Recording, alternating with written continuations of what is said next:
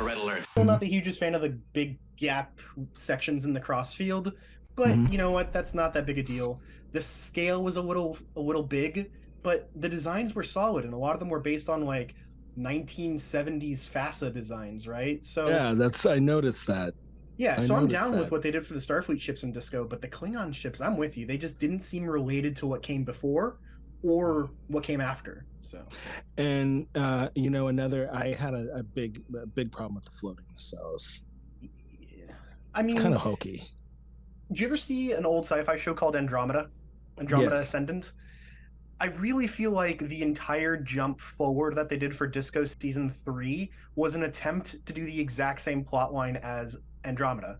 It's this whole, and it's a Gene Roddenberry idea, it's this whole person out of time goes to the future trying to rebuild the utopia that it had existed before they got flashed forward.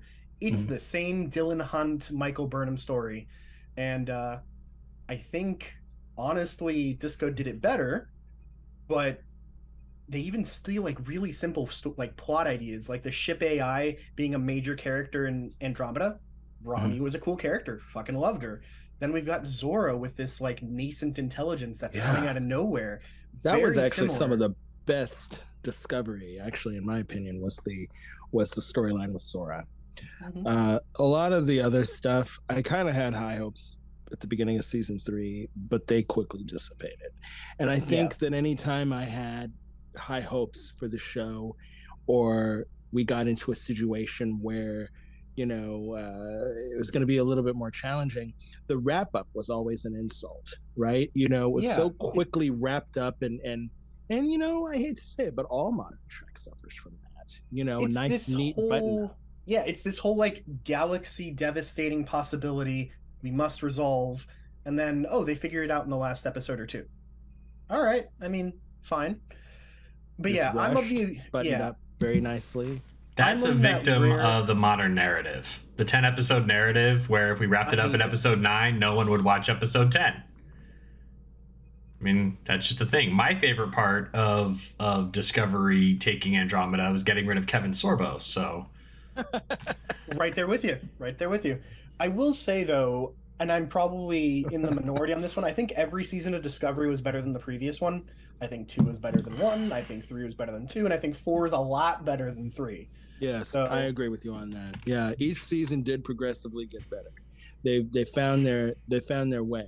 I don't know if it became, and I'm kind of on the line, I say more Star Trek because a lot of fans are uncomfortable with the uncomfortable truth that show didn't have to have a Star Trek label on it.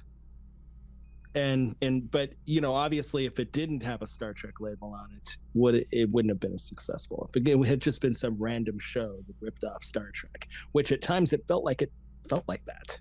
Yeah, I mean, if it had been just like a random sci-fi show with the same rough elements, right, we wouldn't have gotten Strange New Worlds. We wouldn't have gotten Lower Decks. We wouldn't have gotten Prodigy. We wouldn't have gotten Picard. It was the herald to this new age of Trek. So thank you, Discovery. Yes, well, I'm grateful for that. Interesting. I love that cast. Interesting that we're on this topic because, yes, audience, we're supposed to be talking about our retro on Picard, but I took a walk with Cal, I think it was yesterday morning or this morning, and I was talking about Discovery and how Discovery's theme was not the imperialist colonial final frontier episode or planet of the week kind of theme. It was, how does what we're going through right now reflect on us as humans? And Discovery portrayed us sort of in the contemporary political state that we're in now, where we've kind of lost our way from the idealism that influenced the 60s Star Trek. We've lost our way from whatever cosmopolitan influence built a cruise ship in the form of the Enterprise D.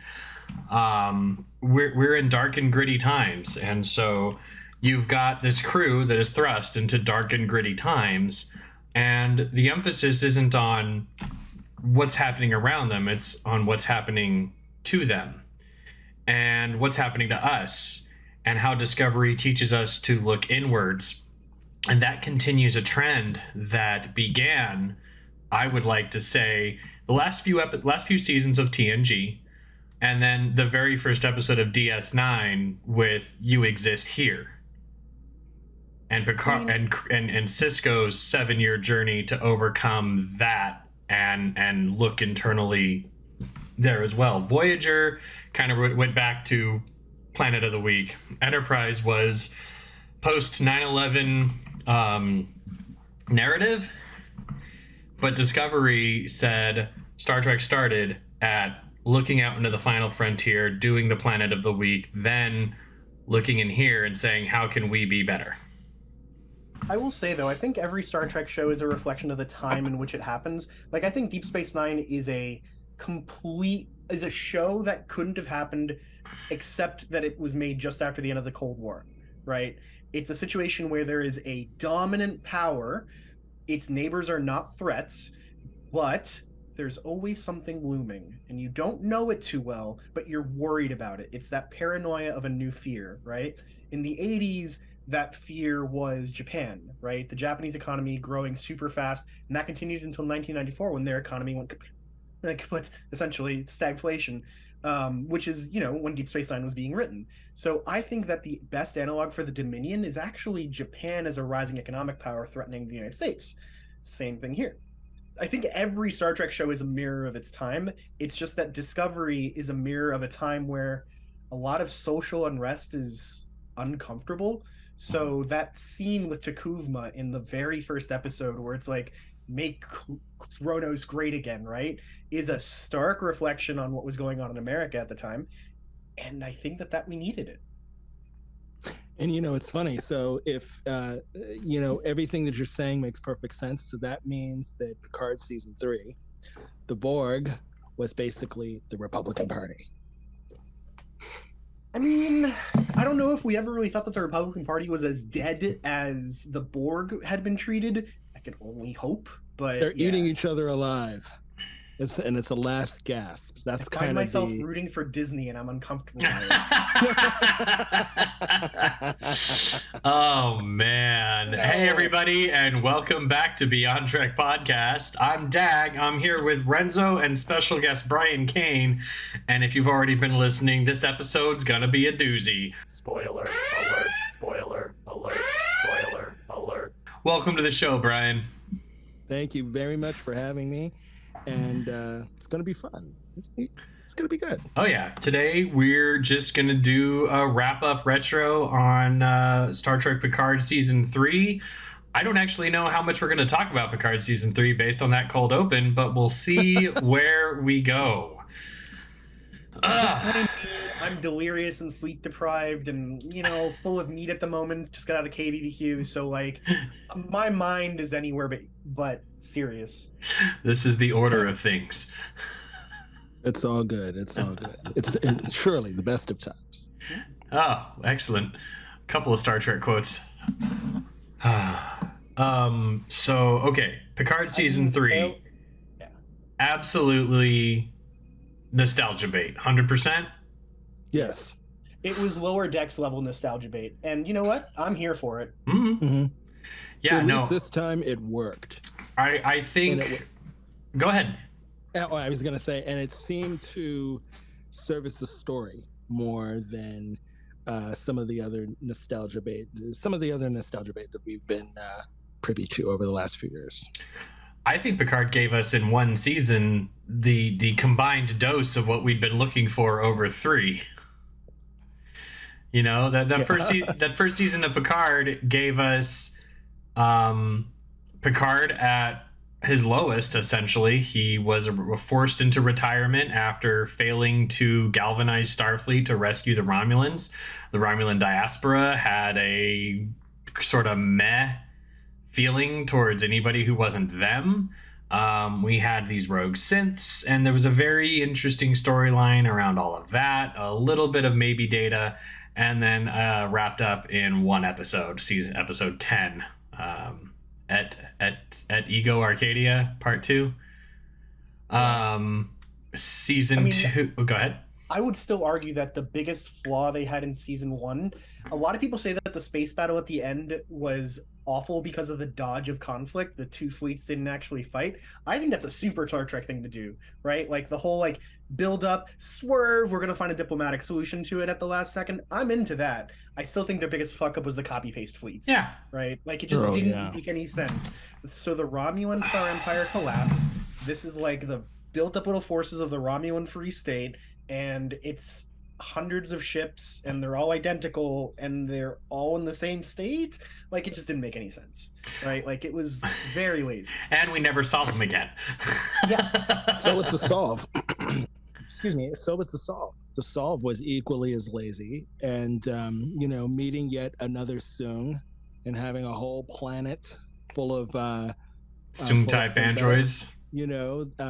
Under the leadership of Brent Spiner's 5th or 6th Soong, and the fact that I don't know about you, just to me it seems like he is more interesting as Data and lore than he is as any of these iterations of Soong. Everybody talks about Jeffrey Combs being this like chameleon actor, right? But think about Brent Spiner's differences in all these roles that he's playing. I think that they're on the same level. The differences in how he acts when he's playing lore versus when he's playing like Alton Soong or anybody else are like leagues apart. It is really impressive how Brent manages to do it. But I'm with you, Brian. I think that Brent Spiner's at his best when he is lore and Data, and they're playing off of each other, which we got to see in season 3, and that was awesome. And it was awesome. No B4, none of that nonsense. Okay. Well, we did have a tiny little bit of B4. Tiny little bit of B4 there. Just I was okay with what we got. Just enough. I really wish Picard season 1 had opened with, because you could still hit all the same notes, and maybe you guys will counter me and that'd be great because I'm super optimistic, but you could still hit all the same notes of season 1 Picard if instead of finding him sort of in the aftermath of his fall from grace, instead finding him in an amazing retirement and showing, starting Picard with a news report of, Starfleet has rejected Admiral Picard's plan to save the Romulans after the synth attack on Mars and the destruction of the fleet. And so they go into that for like 2 seconds, and there's like, wait, we're getting a subspace broadcast. Patch us in, and it like FFN patches into the Sovereign class Enterprise E, Captain Worf sitting in the chair, Admiral Picard front and center saying, "This is Admiral Jean-Luc Picard. I am asking anybody who can hear this message to drop your hostilities with the Romulans and help me save those people." And he just calls out like every political win he's ever had, arbiter of succession for the Klingon Empire, and just all these things. And like you see like a little thing of Gaura, like Robert Riley makes a cameo that's like, "Yes, we will help Captain Picard." And so that whole thing is Starfleet said no, Picard made a phone call, and 600,000 ships descended on Romulus and saved 7 billion lives. And I'm still not a fan of the destruction of Mars, by the way. I still think that's a real stupid plot point. Right, but then you get this scene where Picard is untouchable. This is the greatest human who's ever lived. He may be standing on the shoulders of giants, but no one will ever stand on the shoulders of a man who begged the Klingon Empire to help, and they did. An empire that otherwise you could have conquered the fuck out of, and they still wouldn't have helped the Romulans. Like, that kind of a scene would have set Picard up for like, okay, wow, Picard is the man, and then have that have it descend into tumult and the Commodore O plot, and that you could still go there if you had started on this amazing high. Instead, you get, well, they said no, so I went home, and it's like.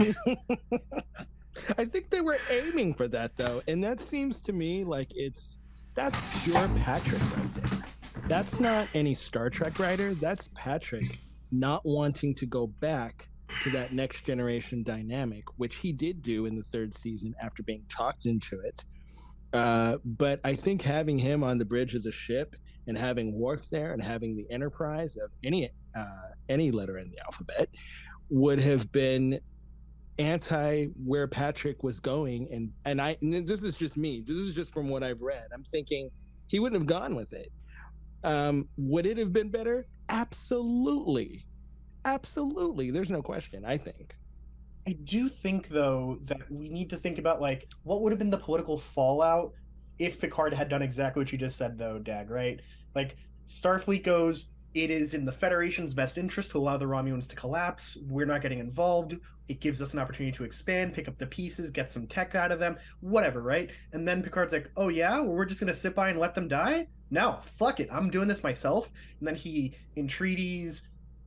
He does it. Like you said, Gowron, he builds a coalition to save them. He gets the Tamarians involved. Whatever, right? Like, he does it, right? I can totally see that as being treason. I could totally see that argument being made. And that's what forces him into retirement. So would he have... So then the question becomes, would he have done this after retirement? Because I think this is just to hang off both you gentlemen's points, is... the best version of Picard at the beginning of season 1 would have been, in my opinion, to see him take action, but from the position of someone stepping away from the red tape and the politics and saying, you know what, I can do better as the man Jean-Luc Picard than I can be as Admiral. Captain or Admiral, because I'm being held back by lack of political will. I'm being held back by the status quo and no new thinking. So activist Picard. Yeah, I can totally see that being a much better story. You kick out this total scene of him walking out of Federation headquarters with his pips off, and he just walks into the Riker, Deanna, Troy, Geordi, Crusher, they're there, and he walks up to them, and Riker's like, what's the word, Admiral? And he's like, the word is no. I am therefore going anyway. Oh, that would have been beautiful. If they had opened with that, every single one of us would have been bought in on the first episode, because our heroes who had a kind of a send-off in Nemesis would have been at their moral and ethical high. We would have been able to be like, they did it. They did something amazing. They tied up the J.J. Abrams loose end nicely. And even if Picard is considered treason against the Federation interest, you couldn't touch the man. Yeah, exactly. But you could totally see why it would remove him from the Federation's chain of command. I totally could. He wouldn't have friends, right, in the Admiralty. He wouldn't have somebody to go to there except maybe a Janeway or somebody that's a real moralistic person. I would say in the aftermath, we flash forward 13 years, it's 2399. They're doing the celebration of, the rescue of Romulus because it looks nice on TV. But all the Federation captains who had served under Picard, who said fuck Starfleet and went to his aid, they got demoted, they got transferred away. Raffi could have been one of those people, and they all have this bittersweet ill will towards Jean-Luc because they gave it their all, and Starfleet said, thanks, you're out. And that would have just been that 13 years of just bitter sort of malaise there. He's on his winery. You can't touch the man. If somebody tried to assassinate Picard, it would be considered an intergalactic incident. The Klingons would declare war on you personally and annihilate your species as a result. Oh, no. Think about this, right? Let's say he succeeds and saves the Romulan population, right? There's going to be plenty of Tal Shiar folks that just kind of hang around just to make sure Uncle Picard, the savior Picard, is perfectly safe at his vineyard. Right. And that's where we could... He's pro-synth. Even though he's one of those, he's pro-synth. Honestly, and I've just been rewatching TAS with the boyfriend, and there's an episode in TAS which I really think makes the whole Zat-Vash storyline impossible. It's really they don't work. So there's an episode in TAS where the Enterprise's computer goes through some energy cloud or something, and the Enterprise's computer becomes like a jokester, a prankster, and starts fucking with everybody on the ship, right? And at the end of the episode, the Romulans go through the same thing, and their computer starts fucking with the crews on both their ships, right? Okay, so either Romulan ships have an AI, and this cloud thing made them decide to go fuckity, so that means that Romulan ships have an AI, so the Zat-Vash storyline doesn't work, or the Romulans are so unafraid of AIs that their systems aren't air-gapped, so they ended up in the same situation in anyways. It just doesn't fit with this whole don't trust AIs. They don't trust anything cybernetic like that. So you can even totally we actually just watched that episode not too long ago. Oh, my nice. wife and I, and so I also showed her another episode from Star Trek: The Next Generation's 4th season, and it's kind of their Manchurian Candidate, where they use technology that is very similar to AI, and obviously holographics, which are controlled by AI, and they're all bought into this technology, meshing it and marrying it with Geordi's technology, the technology of his visor, to commit a political assassination. So there's multiple points at which throughout Star Trek we can say, okay, I'm calling bullshit on this. They're not anti-AI. They're not anti-technological. There's been too many examples of them using technology even better than what Starfleet had.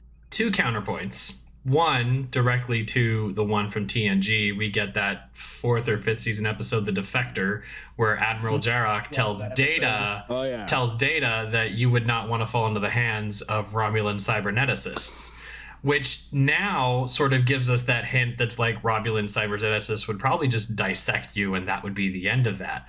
But we also know from Picard season 1, the sort of lore that's established there is it's not just AI, it's AI that's advanced to a certain level. And that level is, of course, the communications array that was set behind. No, the fact that there are Romulan cyberneticists kind of implies that they still do research and study it, right? Like, that is kind of against what the Zat-Vash believe. You have to know what your enemy is. Not when you just, like, toast the planet from orbit. Now all I can imagine is just like Romulan commanders standing on a toasted planet with a skewer and a marshmallow. A little marshmallow, generator. Would you like one? row your boat. That's what they wanted to do to the synth planet, whose name escapes me, but they wanted to glass the thing. Like, Coppelius. Coppelius. They wanted to glass it. And again, there's that last episode there that I still want to justify the whole Picard Locutus speaker talking to those synths out there, and saving us through there, and that would have redeemed him. And then season 2, he can be an admiral again if he wanted to be. That'd be fine. I will say though, season 1 of Picard introduced us to Rios, which felt like amazing representation just for me as like a Hispanic guy that like I related with Rios and like his stories as he's telling them, right? I love that character, and the fact that he got left behind in the past in season 2 made me very sad. Yeah. Right? Like the cigar chomping captain that goes dale when he wants to go to warp. Love the guy. I'm in. Yeah. He was great. And I think, I think a lot of Star Trek ends up introducing it to these great characters, and sometimes some not so entertaining series or seasons or storylines that don't catch on with us as much as others do. And at the end of season 2, we just kind of jettison these people and get back to the status quo, get back to where things were before -7 and Rafi. But everybody else, starting with Elnor, who had the potential to be another interesting character, and even Rafi, I think ultimately they're all underserved. Rios, what did they really give him to do? Die. He got to be captain of the Stargazer for a little while, which was nice. Yeah, and then he died. 3 minutes. Yeah. For like 3 minutes, and then he goes back. I don't know. I really hoped in that time loop that, like, because they basically grabbed all of them from the future and Rios stayed in the past, that there would be another Rios that would stay in the present. I was hoping for that too. That didn't work that way. And why the fuck did we even save Elnor if we just ditched him in the next season? Like, they blew up his ship.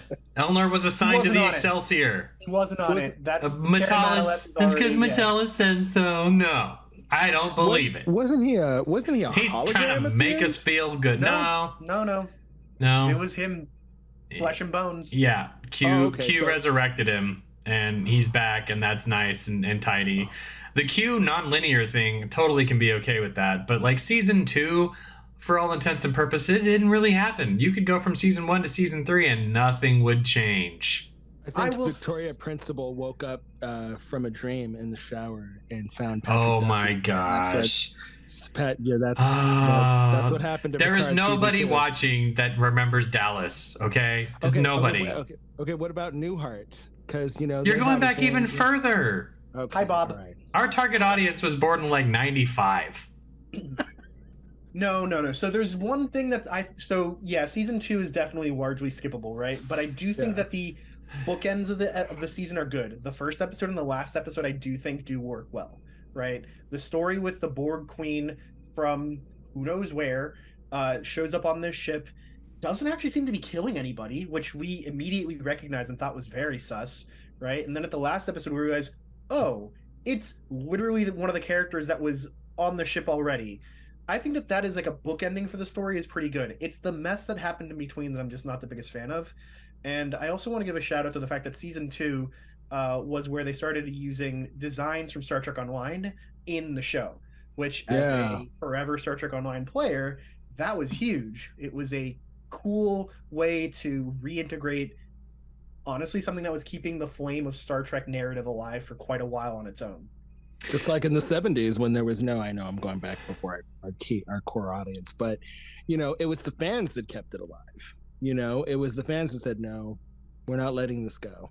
This is going to come back in some manifestation. I'm going to get even more specific and lascivious with that. It wasn't just fans. It was women. It was women who wrote the original Mary Sue storyline was a Star Trek story.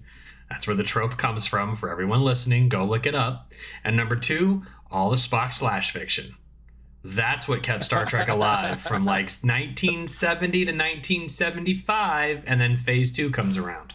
Well, Terry Metalis did a really funny joke about that on his Twitter, right? Like it was on Reddit. He was asked about how is it going to work on the Titan or the Enterprise G if the captain and the XO have like this history? Are they going to rekindle their relationship? And his response was, well, it worked for Kirk and Spock. Yeah, he said that.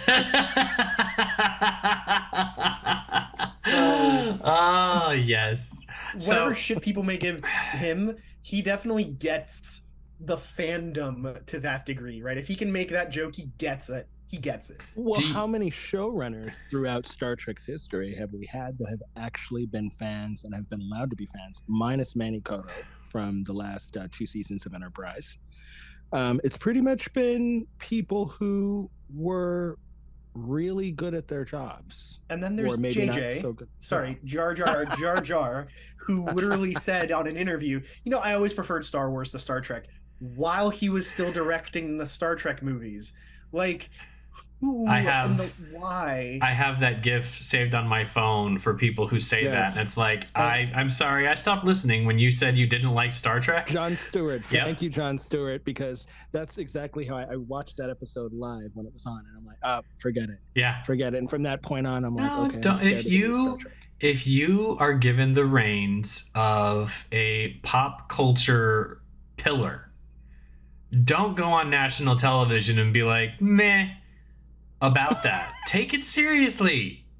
Man, JJ's reputation hit the shitter because he took 2 insanely popular pillars, one arguably more popular than the other, and he trashed them.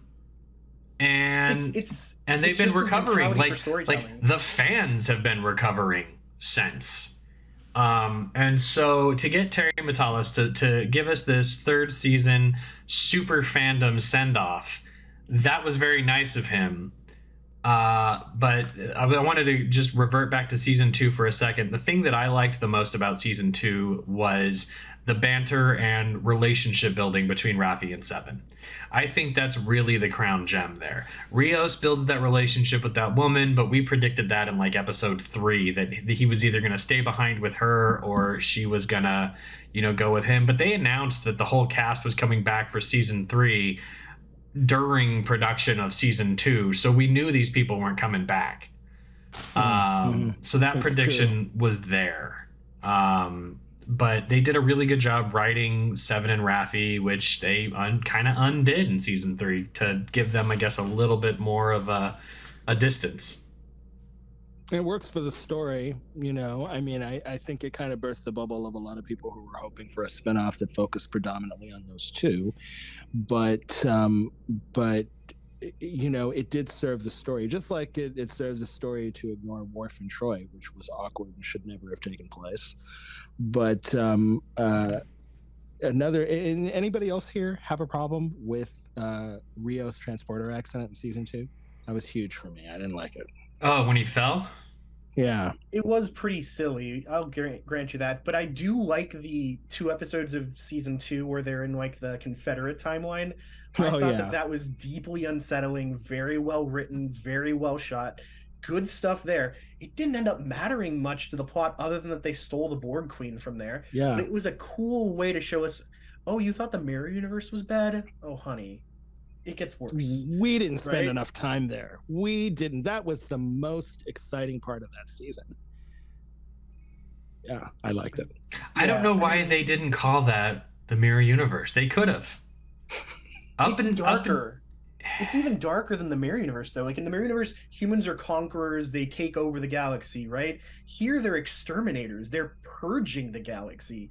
That's worse. Yeah, but it's not like we've seen the mirror universe in like 25 years as of that point.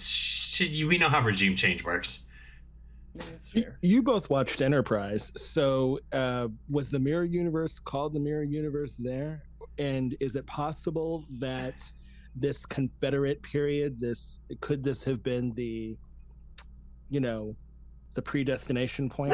Could this be on the way to becoming what we know as the mirror universe? No. It's distinct enough that there's things that just don't work for it, right? Like that scene where we have Picard going through his like trophy room, right? Those characters we know existed, and where some of them were still alive in like the Deep Space Nine era mirror universe, right? So I don't know. Well, the Federation, or sorry, the Empire, the Terran Empire had collapsed in DS9. That's true. Right, That's so true. the Klingon Cardassian alliance had like taken over, and then at the end of Deep Space Nine and the Mirror Universe side, like, oh, the rebels of Terra have taken back parts of Earth or some shit, right? Okay, but the CSS universe or reality is just spookier. And you know, it's funny too. Yeah, actually, in talking to you, I just remembered that they were actually already in the 24th century, not in the 21st century. So that's what prompted that question. Because I only watched season 2 once. But yeah, that's what prompted that question. Was I was thinking they were in the past during that period, but they were actually in the future already. Yeah, the season had really cool bones. I just don't think that they executed the entire time travel plot very well. Like the whole story with the ancestor of Picard. Renee Picard. Yeah, very dead-endish. Well, and then they're like, yeah, she's supposed to discover a sentient organism on Jupiter. And like, wait, we've had several episodes and a movie about this. We have. No. And if they were going to do that, why didn't they have the Borg tap into that when they hid on Jupiter? Yeah, I don't think it was on Jupiter per se. It was on the moon, right? It was in the red spot. They were in the red spot. Riker even's like, they hit a transwarp conduit in Jupiter? No. That's not what I'm talking about. I'm talking about like where Renee finds out. Well, yeah. Oh, gotcha. Okay. Yeah. Okay, in any case, don't ham fist a stupid rewrite just to satiate this trumped up plot about saving Renee Picard. Yeah, and though I think John Delancey did amazing work that season in this whole like manic depressive Q who's kind of fucking losing it, and he is dying, and he's just trying to like teach his friend, maybe his only friend, a lesson before he goes. Thought that was great, but the structure around it was just bad. This whole like proto Soong who's trying to like start the eugenics wars, all that, like it would just... Wesley taking off with, what was her name? Soji. It's not Soji. It was the daughter. Was it Dosh? No, Soji and Dodge were the twins from season 1. Or Asha, I think was her name. I think that's right. Yeah, I don't remember. She was, genetically engineered, and her genes were unstable, and that's why she was having all the problems that she was having. And Q just sort of wished it stable, but season 2 didn't really fly. It just I liked the Assignment Earth callback. I really loved that a lot because Assignment Earth was a very interesting backdoor pilot to what would have been the first spinoff for Star Trek from the original series with Gary Seven. And who knows, with Paramount Plus, it could still be a series one day or a special event. Well, we did a backdoor with Will Wheaton being like, hey, come join the Travelers. The Travelers were the bosses. The Travelers. I mean, did he mean like the Travelers, like him and his friend from Tau Alpha C, or is he wanting me to get an umbrella policy? What is he asking me for? No, Brian. Before Into Darkness came out, so Into Darkness is the worst of the 3 JJ movies in my book. But before Into Darkness came out, there was like a crazy fan theory and like investigation trying to put together things and pieces, and all the evidence pointed towards Cumberbatch playing not Gary Seven, but what's the name of the one that gets the telekinetic and psionic powers? Gary. Gary. Gary. I know the actor's name. It's Gary Lockwood, but I don't remember his anyway, it's from the first episode or second episode, I think. Gary Mitchell. Gary Mitchell. Thank you. Yeah. Right. So everybody thought that that's what the story on is going to be. It was going to be this epic story that essentially retells the first episode as a movie, where they go on an exploration mission and Benedict Cumberbatch is this random lieutenant or something, and he gets these godly powers, and they're going to do that. And that would have been better. I agree. And the actress, the British lady, Alice Eve, who plays Dr. Marcus, was going to end up being the one who falls in love with him and also has the Esper powers. Yeah, that's what everybody thought was going on, and they thought it was a really cool. And then we got Into Darkness and just. Well, see, and then we thought that he was going to play Khan, and he's like, no, he's this dude named John, and we're like, oh, and then he was fucking Khan. Yeah, it was John. It was some regular name, some John Peterson or something, John Marshall, whatever his name is, and then he turns out being Khan. Oh my gosh, there was a tie-in comic that came out around that time. It was like the trial of Khan, and it talks about like how he was grown and born and raised and what he did, and then we come to find out that Admiral Marcus had actually like genetically resequenced him so that no one would recognize him as an Indian man, and then even went so far as to give him like a sub-vocal accent so that he came off as British instead of the way that Ricardo Montalban sound. I'm just like, we didn't need that. That was not a niche in the canon I needed. It just goes back to Jar Jar Abrams' whole like mystery box thing. The wondering of what is going on is more important than the answer. So he doesn't come up with an answer until it's absolutely necessary when he's telling a story. He's had this as a TED Talk. He brags about the fact that he doesn't know how his stories end when he's writing them. He wants the question, the wonder to be the interesting part, not the ending. Well, that doesn't work when you're dealing with a franchise that has 700 episodes behind it that make things explainable, right? You gotta have verisimilitude. It's not a one-off. You can't. So I think that that's part of why that trilogy of movies was so problematic. Beyond was great, but that's thanks to Justin Lin. Yeah, I liked Beyond. I thought Beyond was great. I love the best Beyond of the 3. Yeah, I would agree. Yeah, it was certainly the most Star Trek. Yeah. Of all of those movies. And I do think Jar Jar Abrams has a gift for touching into nostalgia, which is why 2009 Star Trek was good about it, right? Like that scene where Kirk is talking about the Kobayashi, or is in the Kobayashi Moon. He's taking the bites out of the apple the same way that in Wrath of Khan, when Kirk is explaining to Saavik about how he cheated, he's taking bites out of the apple. Like, there is great nostalgia parallelisms there, right? Same thing he did with the Star Wars stuff. He just can't move beyond that unless it's a mystery box, and mystery box sucks. So yeah, it's usually a red ball, isn't it? Yeah. The Rambaldi sphere, right, from Alias. That brings us to the beginning of season 3, Star Trek Picard. The Helios is running from who we do not know. We know Crusher's on board and she knows how to shoot. And there's a weird English guy who's like, let me help. And you don't know who this person is. But who do we think it is at this point? Who did you guys say? I'm eager. I'll tell you. But rando. I thought it might have been a boyfriend or something. Rando. I just thought it was like a medical assistant. Yeah. Like just somebody she's running with. That's all. Like, notable this is though. A new life. You could tell by the years. ship. You could tell by the ship things are not. It's not gelling. It's you see familiar elements from her life, from her past life. You hear them, but she's not in this cushy, comfortable atmosphere anymore. Yeah, she's not just the CMO anymore. I will say though, about that scene though, Dag, those ships that were attacking the Ilios were also straight out of Star Trek Online, and they're of a race called the Ilachi. They're the same as the Shroomies from Enterprise, the ones that like beamed onto the ship and tried to harvest people's triglycerides or some shit. Cool. And Star Trek Online fans are like, cool, they brought in another ship, but they're not the Ilachi. They're just using the design. That's cool. We still like it.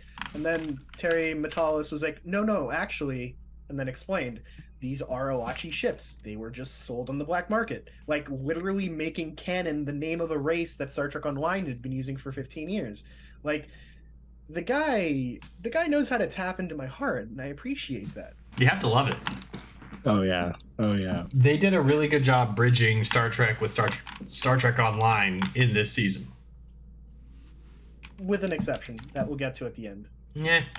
So Crusher, we learned in the last episode, 20 years does things to someone. She's got this amazing, rifle etiquette where she's taking out bad guys, and that's pretty cool. Picard is talking to Laris for the last time.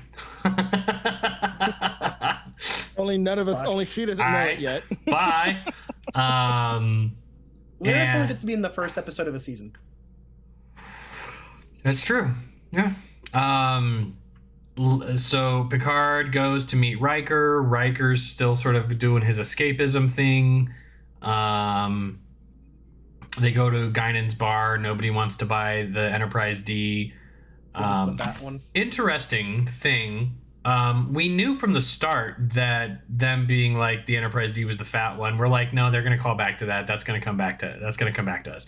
But one thing that was interesting was Picard's logs that were playing on the Ilios in the episode where they talk about a signal the Borg sent out that they had to contend with during the time that Picard was assimilated, and how that tracks back to now where they have to deal with another signal the Borg are sending out. So I was like, okay, there's a little bit of tying that. Well, let's talk about that, right? Like, look at the end credits from the first episode of the third season, right?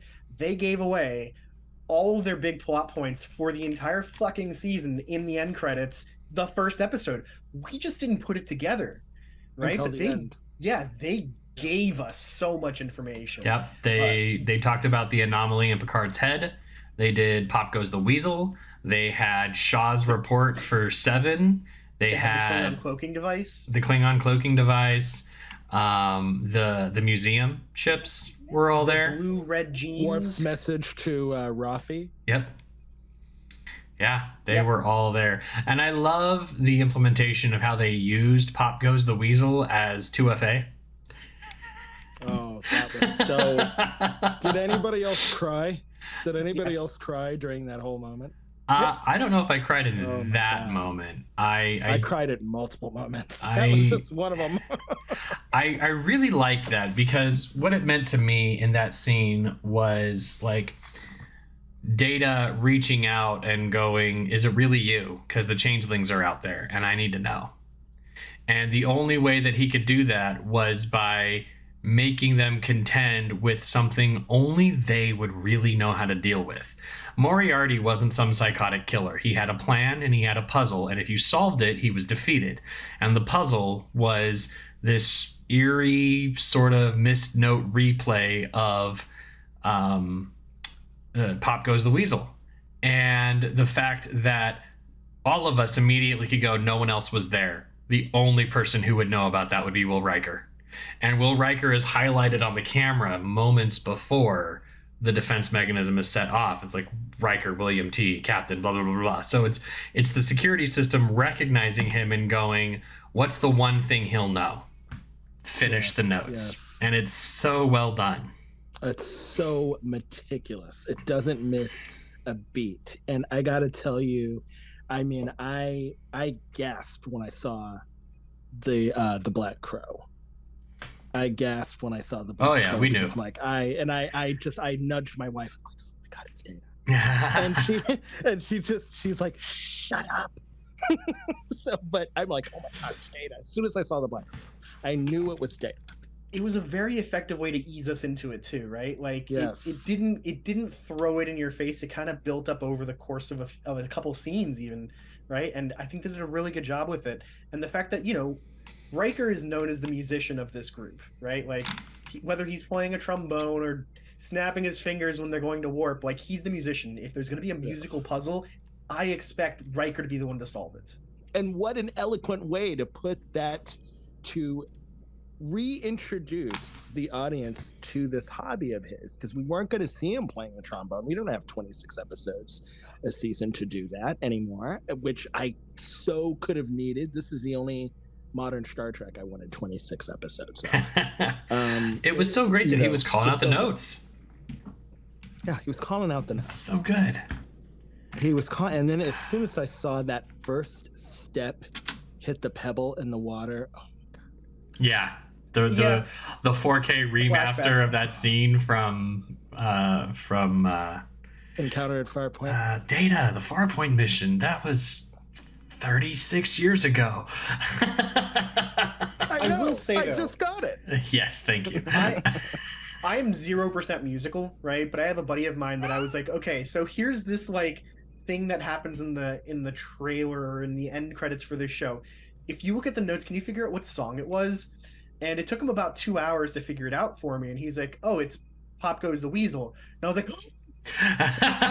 oh, so you did that before the episode? Before the episode, I knew it was coming. Oh. So I immediately like went digging for the scene with Riker and Data in the whistling on the tree, and I sent him that, and he was like, oh yeah, this is definitely some kind of reference to that. You know, his friend hasn't seen TNG, so he doesn't really get the depth of it, but I was like, okay, this will somehow be relevant. And then I didn't figure out that the noises that were blaring on Daystrom Station were that until Riker started saying like, B sharp. And I was like, oh, here it is. Okay, this is it. Okay. I was very excited. I had a conversation with someone who, I don't know if they were just particularly dense or if they were being inauthentic in their discussion, but they were like, I don't understand how Riker remembered that. He couldn't remember it in Nemesis. And I'm like, in Nemesis, they weren't playing the song. He was trying to remember the song from the scene. In Picard, he's remembering the scene from the song. It's the other way of memory. And he was just like, no, it doesn't make any sense to me. He forgot it. And I'm like, you want to live in that world? That's cool, but that's not what happened on the screen, brother. No, but when someone wants to try to attack your logic using Nemesis or Generations or Insurrection, whoa, you just sorry. We're gonna take back Generations. Sorry. I like Nemesis. Hey, we like the score. We love the score for Generations. All right. The movie, however. All I was going to say was there's a lot of research now about how music and sounds can trigger memory better than trying to remember something on purpose. Mm-hmm. Right? Mm-hmm. So the idea that he's like, oh, that's what this is about. Like, I can totally see that as being how it clicks right to his memory. Yes, yeah. I agree. You know, he didn't. Straight up. It's your point. He didn't have the song playing for him. Of course, he wasn't going to remember it. Right. Well, and he was in a traumatic moment. He'd just been in a big ass fight. The ship was crashed. The stakes of the Earth were all there. In the other one, it's just like changelings are going to take over the Federation, and we're all going to die, and they're going after my buddy. You know, the stakes, they just seem never to go away. It's like that scene from Lethal Weapon. Like, does trouble just like go looking for you? And he's like, no, it seems to know where I am most of the time. And then honestly, how many people have PTSD after having a fight with Ron Perlman? Right. How many? I mean, you know, yeah, I'm going to go back to before our target audience here again, but Beauty and the Beast when he played Vincent. Also with Armin Shimmerman. Oh my gosh. Wow. Okay. Yeah. No, I remember. And, you know, Sarah Connor, yeah. She played Catherine. I'm still convinced that Ron Perlman didn't need to wear prosthetics for that role. He just has a cat-like face. No, he does have a cat-like face. No disagreements there. I used to think he was one of the Thunderbirds when I was a little boy. Oh my gosh. Man, Ron Perlman. I love that man. That man is such a gem too. Like, he's great to interact with, and he just is. He gives no fucks. He holds no bars no holds. He's just all genuine, authentic guy. Straight shooter. You don't have to question where you stand with him. Can we talk about? I appreciate his politics on Twitter too. Like, real up front, hides nothing, just roast people. Yes. Yeah. Go ahead. Anytime anybody is roasting in the manner that he does, and the party he chooses to, they're okay in my book. Can we talk about our most recent scene chewer? Vadic is amazing. No disagreement. So, yes, I will let you know that I hate Vadic. Oh. I hate Vadic like I hate Kai Wynn. Okay. Oh, okay. So you like her, hate her. I think Amanda Plummer ran away with that role and took it where no one was expecting it to go. Yes. Yeah. She did an amazing job. And particularly when you measure the fact that the studio, the powers that be, always want to know what the big villain is going to be. Who's our Khan? Is the question that used to be asked all the time. Yeah, Who's our Khan? I was expecting a Cry Havoc moment out of her just for fun, but we didn't get that. Spun around in the chair. She did spin around in the chair. She did spin around in the chair, and then she fell to pieces, like Chang.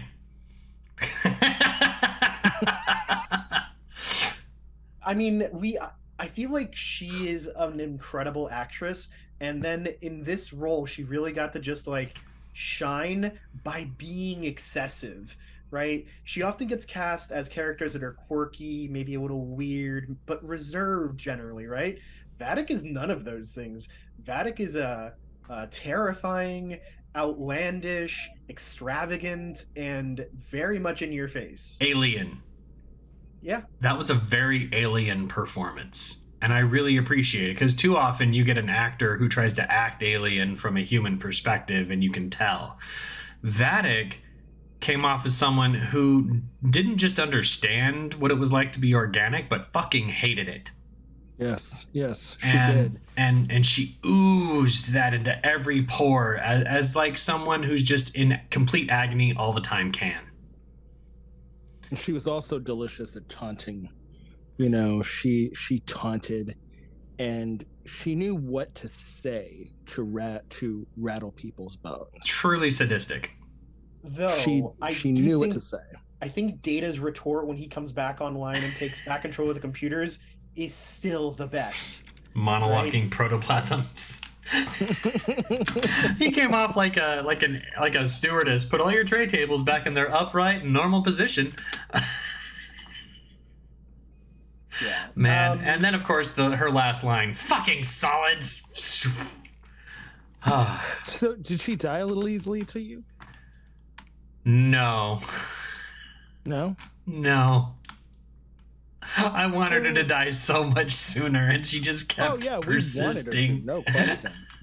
I just thought it would be a bigger challenge to take her out. It was interesting how phaser repellent she was, though, because Picard and Crusher had several shots on her, and she didn't care. Mm-hmm. And then, of course, you know, a knife took one out. But, you know, we'll talk about that later. I don't know. The rules for new changelings are very weird, right? Like, we know old changelings, legitimate goo changelings, could exist in the vacuum of space. They could turn into things. They could make biological warp drive. Like, they did all kinds of kooky shit, right? But these angry pastrami ones don't follow the same rules, so it's hard to know how they function. And for me, the idea that, you know, you eject her out into space, she freezes solid and then bumps into something and shatters, like, it's not out of the realm of possibility. I'm on board.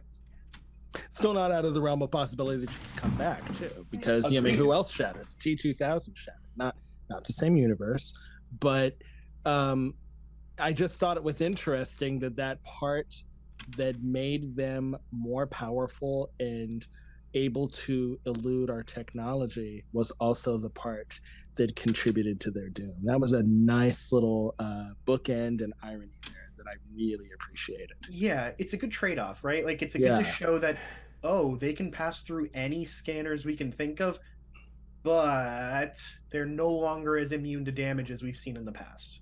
Yes. That worked out. I think the bone that I have to pick with that is I'm tired of the Starfleet and Federation causing their own stupid shit to happen. Like, I don't care. Like, I do kind of agree with the people that Section 31 is overplayed. It was a nice gimmick in DS9, and when it popped up again in Enterprise, I was like, oh, okay, it still went back there. But then it just went full on. Anybody who is a weirdo in Starfleet is obviously Section 31, and... or a Wolf 359 truther, or a Wolf 359 truther, because that's what Lower Decks said. Changelings aren't real. Wolf 359 didn't happen. It was an inside job. Love that line. I love that line. Yeah. No, I'm with you. I also don't like the fact that all 3 seasons, a lot of the suffering that the Federation goes through is the result of their own choices, right? Mm-hmm. Like, the synth ban is why Riker's son died. Right. Mm-hmm. And their choices to not help the Romulans is why they now have this chaos on their border. Cool. Got it. Season 2, it's this uncaringness that leads to Q getting involved again, and now he has to show them a lesson of why, radical compassion is what you really need, right? Like, forgive and forget, because now the Borg, is asking you for help. Compassion, help them, give them the chance. Okay, cool. So we go through the whole plot. Now in the 3rd season, it's the same thing. You guys were... Section 31 was willing to do anything to win. Here's how that pays off. They have won, and now you've got these guys who have nothing to lose and have these crazy abilities. All 3 seasons, I don't know. I'm with you, Dag. I think that they could have done something different there. I always feel like we could have, I always looked at Section 31 as the new equivalent to the way the Next Generation era treated subspace communications, right? Because in the original series, our crew was always truly on their own, and being that it was in an era of Westerns, it was really kind of like, we're the only ones out here, we have to make the decision. And in Next Gen, I always felt like Picard, Sisko, well, not Janeway, obviously, but Picard and Sisko had Starfleet Command on speed dial.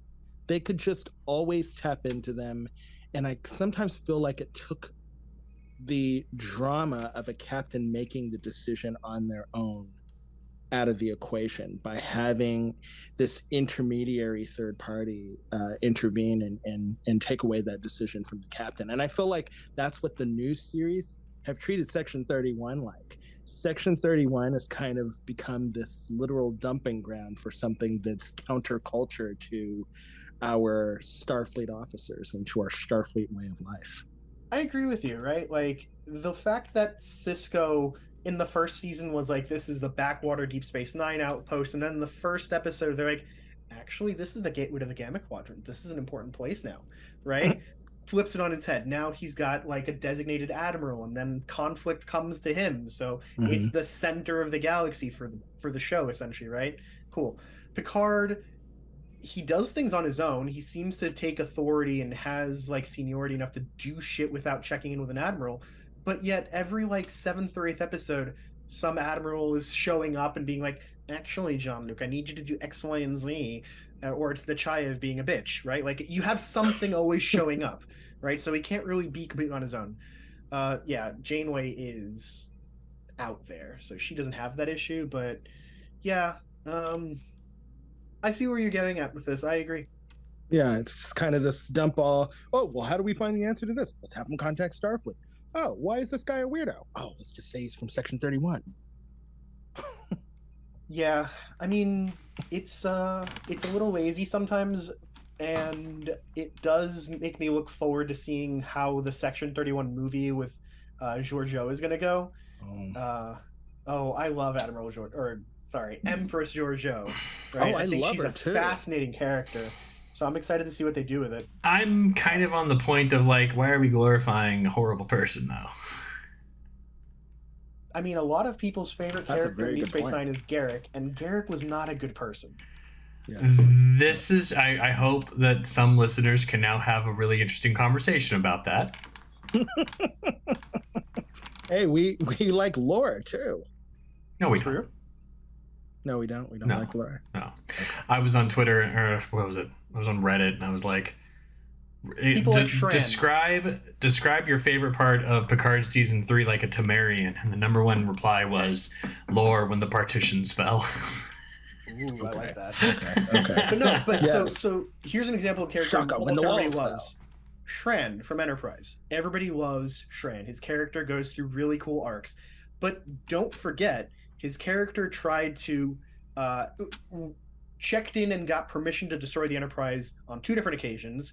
He showed up to try and steal the Xindi weapon to use it against the Vulcans. He tried to start a war with the Vulcans once as well, right? Like, Shran is not some, like, objectively good person, right? Like, Yeah. he is complicated. Yes. So, I mean, Yes. there's more As to it. is as is his other character, as is the other Weyoun. character he portrayed, Weyoun. Yes. Yeah. Weyoun. And I mean, I would even go. I'll even cite a sillier example of people we all liked, but we couldn't stand. He really fucked with our main characters. Harry Mudd. My Both favorite versions. My favorite episode of Discovery is a Harry Mudd episode. So Yeah, I liked Rainn Wilson's Harry Mudd. I mean, I know we digress from the Picard, definitely but a I do lot like more Rainn. chaotic than the Yes. Harry Mudd that we got in TOS, but that's fine. I love it. And I Yeah. hear Harry Mudd might come back in Strange New Worlds. So I look forward to that. I do too. I do too. But my point is just like, we shouldn't expect organizations to be very black and white. A lot of characters are going to be mixed, right? I don't think that there's anything Empress Giorgio can do to rehabilitate her image. However, we can still follow her character and be like, oh, well, that's a good thing that she did that, right? Mhm. Like, oh, she fought Wayland and stopped Control. Thank you, Empress Giorgio. That's good of you. You're still a shitty person, but thank you. Wayland Yutani. I don't remember the guy's name. I thought it was Wayland, wasn't it? It might have been I Wayland, thought it was but Wayland. I thought it was. but I don't I'm making an remember. alien joke. Yeah. I have it as a hat. All right, so we had our Beverly Helios Star Trek Online ships coming on. We had our angry pastrami moment. The band gets back together. You've got Raffi on this planet, a Ferengi information dealer who gets assassinated by a Worf, and then this Vulcan gambler whose logical premises led him to a life of crime. I love that. I love seeing a Vulcan, use logic to, because criminals do it all the time. You know, our favorite anti-heroes use our people who are otherwise logical. You know, and the perpetrating of a crime is not necessarily a question of whether someone is or isn't logical. Yeah, that's exactly true, right? And I think that we see all too often in Star Trek, except for the most recent couple series, where Vulcan logic results in roughly the same thing for most Vulcans, right? But now we've got like this storyline with Angel and Spock's brother Cybok going on in Strange New Worlds, where it is very clear that he is logical, but he is not he's not coming to the same conclusions as the rest of Vulcan society, right? And we've got this gangster character who is really well played, also like different result from same application of logic, right? So yes. And the Ferengi gangster was just amazing. You know, I needed more of him. But yeah, I'm with you, Dag. I really liked how they got the band back together. I was a little sad that Deanna came on so late, because I think of all the characters from TNG, she's the one that would have been most useful in a situation against changelings of all things. Might explain why she came in so late. It does, but that's what makes me sad about it. So just to note that apparently there's a lot of 12 Monkeys references from the TV show here, and the Vulcan and the Ferengi are no different. The two of them play similar roles in that show as well. Having Deanna show up on the brig of the Shrike, I was very much like, it's a changeling. And the fact that there was no mention of like, where's Kestra? How's Kestra doing? Is she okay? I kind of was like, I need to know. But they did mention Kestra several times throughout the series, so maybe she's just staying with her grandmother. Aww. Could you imagine having Lwaxana as your grandmother and what she'd put you through? What she'd put me through? Do you imagine all the shit I get for Christmas? I mean, do you want a chalice of the... That's where I'm at. Do you want a chalice of Rix? A sacred like chalice of Rix? Yeah. Or do you want the 7 rings of Beta Z? Yep. Like, what do you want this Christmas? Totally. It's an old rusty pot with mold at the bottom. Yep. No, I was absolutely... as that was my headcanon, was like, she went to stay with her grandmother during this whole escapade. But... So yeah, that gets us back to Troy and some great banter with Jonathan Frakes, I thought. And then when Worf came to rescue them, an even more embarrassing like moment from Worf about it has been many years since I have seen you and I have not forgotten your face and blah blah blah blah blah blah blah. It's like, you Worf, even hear yourself? Worf, you've been through like 3 wives since her. Like, chill. Isn't it funny though how in that moment and throughout all of season 3, you have all of these moments where they're calling out things that maybe perhaps they felt were ridiculous and didn't land very well, but they're part of canon now, like Picard being a partial synth, Riker and Troy living in a planet making pizza when she wants to obviously she's kind of the equivalent of I'd rather move back to the city kind of thing. I actually really liked that, right? Like, they managed to correct some of the mistakes that were made in the earlier 2 seasons, right? Maybe I'm crazy, right? But I don't think Deanna was ever the rustic, live in the mountains type. Thank you.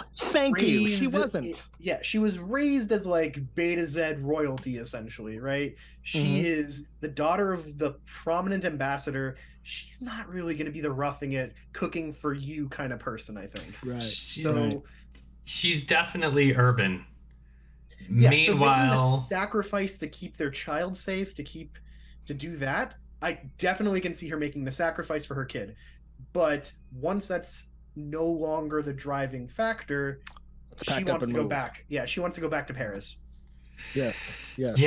That's exactly what I thought, man. Can you imagine how much Lwaxana dotes on Kestra after Thaddeus's death, and how much that must have reminded her of her own Kestra? Like, I would love to see a show where Lwaxana goes on a warpath because Kestra didn't come home on time. Okay, all right, so hold on. Going back to your question from your first season, like, rewrite, right? Where Picard manages to just bring together the galaxy to save things. Think of the favors he could pull from Lwaxana, right? Like, Lwaxana, bring every Betazoid transport you can find, and I'll go on a date with you. She shows up, you'll show up, right? That kind of thing. Or Lwaxana, bring all the Zeppelites. Your husband used to be a Zeppelite, right? Like, I will owe you a favor. Lwaxana will show up, right? Like, that's another avenue of influence that Picard has that goes untapped for a really good reason.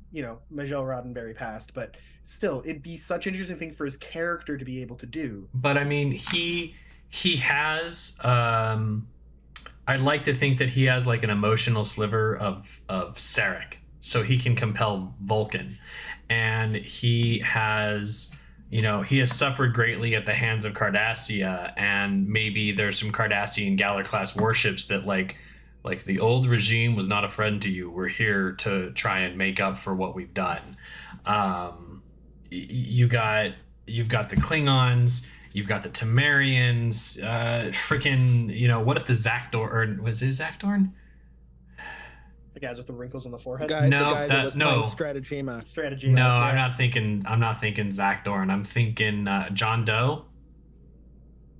Oh, the one who was in Transfiguration. Right.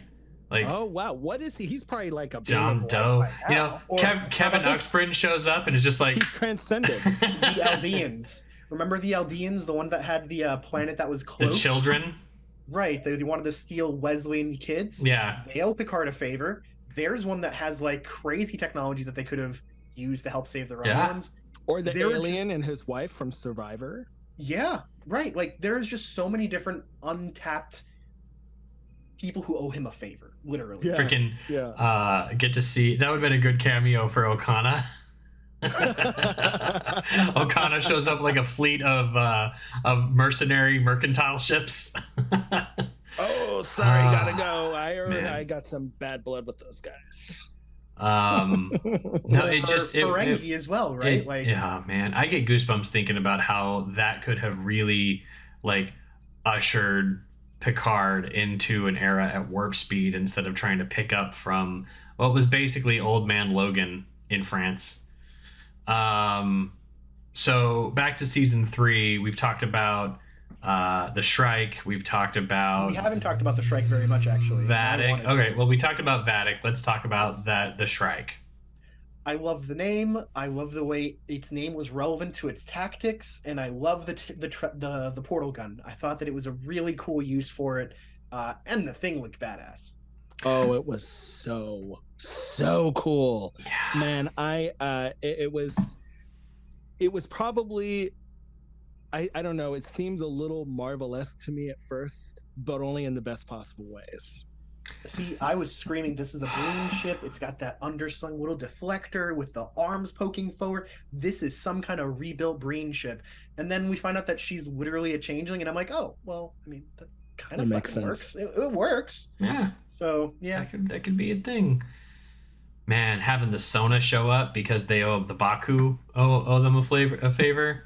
We keep going back to this. Yeah, I'm gonna write it. It's gonna go out. I'm gonna do it anyway. I love the Shrike. I love that they acknowledged that the portal gun was a red herring in universe. We were all like, "Oh, cool, too. Portal gun," and then they're like, "Nope, the portal gun is not actually what the thing is." Oh, okay. But it's cool. I'm all like trying to think in portals and everything. That whole scene, I was like, yes. So we're on the Titan, and if there's a portal that opens ahead of us, fire phasers at this vector, and automatic, like, have full stop on a dime, like your finger hovering over that button. We're not going to go through another portal. Come on. Yeah, I felt like it just kept flying. I'm like, stop, full stop.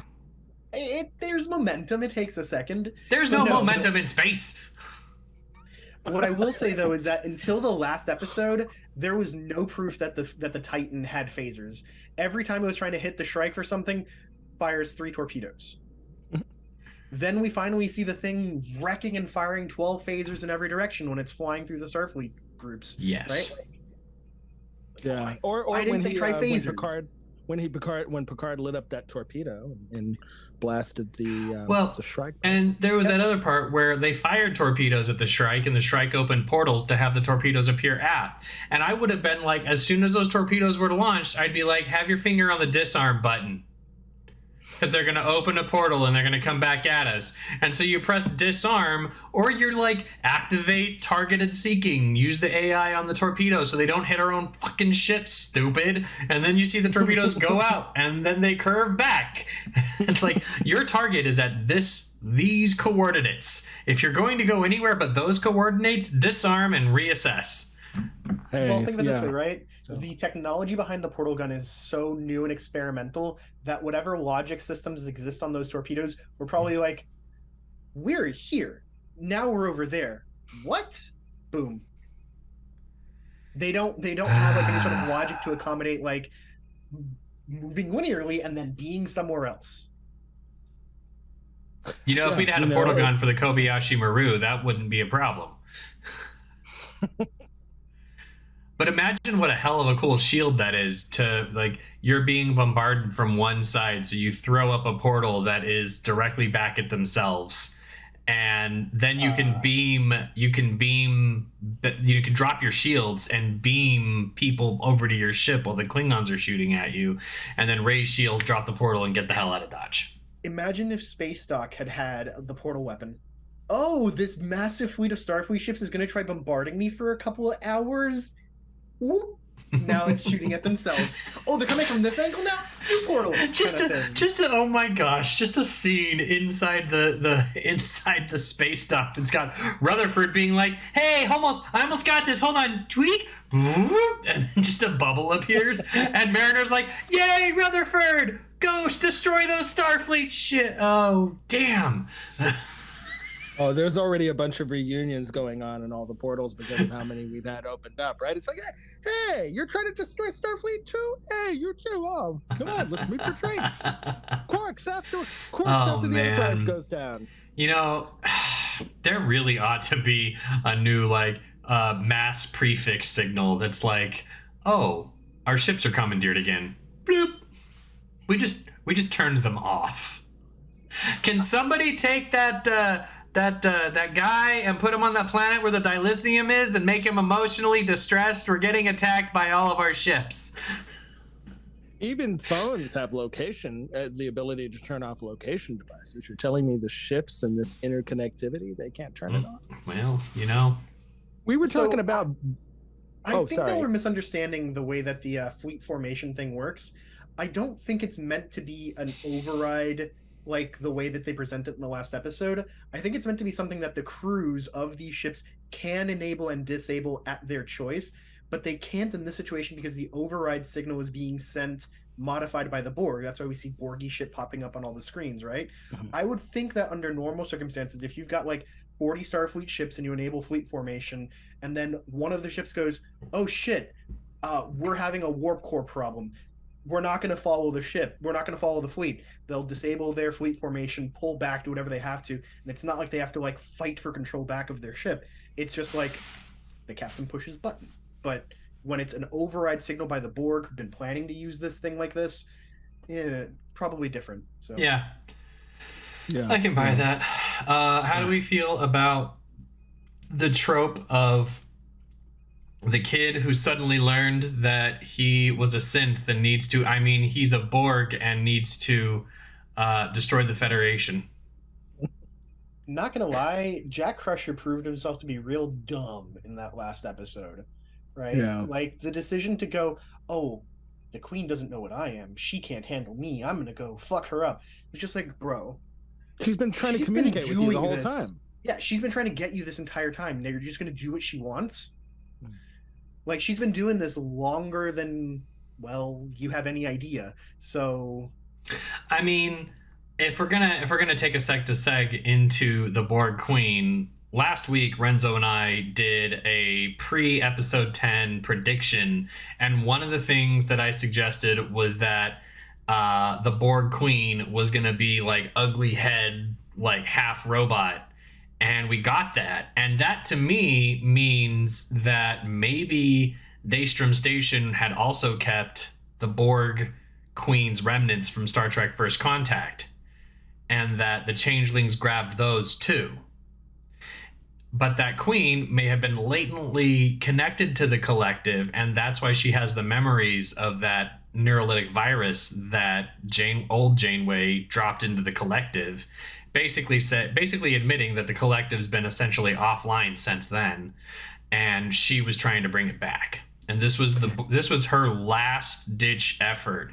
And the reason that the drones were necrotically being absorbed was because she was refleshing herself. I agree with that. I think actually, I don't know about you guys, but I actually thought that was the same Queen. It was the same voice actress. Well, yes, same voice actress, different actress playing her physically, but actually in the story, the same Queen that met up with Janeway.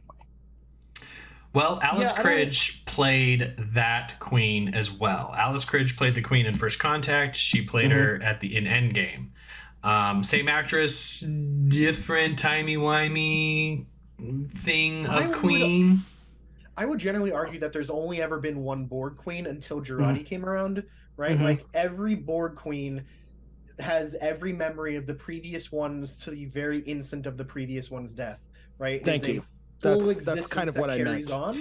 I mean, that's kind of what I'm meaning. The Confederate Queen told us that they have like a fourth dimensional memory. They can see across the timelines. And so whether or not this Borg queen happens to be the remains of First Contact Queen, you know, she would still have the memories of what that queen went through. But I still like the idea that this queen was just refleshing herself because Picard melted her and then broke her back. Like, that's cool. yeah, that is a nice thought. I feel like they would have mentioned it though, and generally speaking, they were trying to figure out what got stolen from Daystrom, right? If something as like significant as the previous Borg Queen's head and spine went missing too, somebody would have said something. But they didn't say anything about Picard's body. Like, there's not like an inventory with RFID tags. You know, you just wouldn't know. I mean, I wouldn't trust an RFID tagged facility like that. Okay, but if somebody takes a monitor from my work, the alarms go off. Like, come on. Yeah, but this is more like the storage location at the end of Indiana Jones, right? Like, it's much more like that than it is like the storage closet at your IT department. And yet, more secure. Definitely more secure, just no asset tags. In a certain way. Could we talk about some of the contents, though? Of Daystrom Station? Like Kirk's body? Namely, you know where I was going. James T. Kirk. Did anybody put that on pause and blow it up and read it? Yes. Yeah. Okay. Jorg, that's crazy. Jorg put it on Twitter with like highlighting that story so you could see what it was done and how they had like they brought him back after that, and it's totally foreshadowing that they raised the D from there too. So yes, from the same planet. And yeah, something nice came out over on the Roddenberry archive today too. That I watched one of the videos, and there were two others that look very interesting. I've saved; they're in my save for later. You're talking about the video of raising the D? I haven't. That's the save for later. The one that I watched was William Shatner talking about the end of an era, and did you see Spock? The end of an era? I probably haven't seen that one. Okay, you got to watch that one. So we each seen different videos, but they're terrific. Oh, it's so good though. Yeah. Go ahead. I really liked how they foreshadow so much in this season, and you just have to be clever enough to put it together before they show it to you. Back to the end credits, back to raising the D off of Viridian, right? Like, there's a lot of things that they hint at you. Even the head of the goo hand of Vatic that becomes like the talking head is the same head and face that we see from the Borg Queen in the last two episodes, right? Like, there are some biomechanical bits to that face. You just have to realize that that's what you're looking at. It's not just a face, it's a Borg face. Yeah. You just have to put it together, and I really like that. I've always loved mysteries where the audience can figure it out before they tell it to you. Yeah. So like Agatha Christie stories, great, you can figure it out, right? Knives Out, you can figure it out. So I really welcome that kind of way of telling a story. Something like Tinker Tailor Soldier Spy, where it's impossible for the audience to figure it out before they just tell you. Sucks. Yeah, I like the old-fashioned suspense notion of the audience knowing before the characters and wondering what the hell is going to happen when that shit hits the fan, when our characters find out, when our characters catch up to us.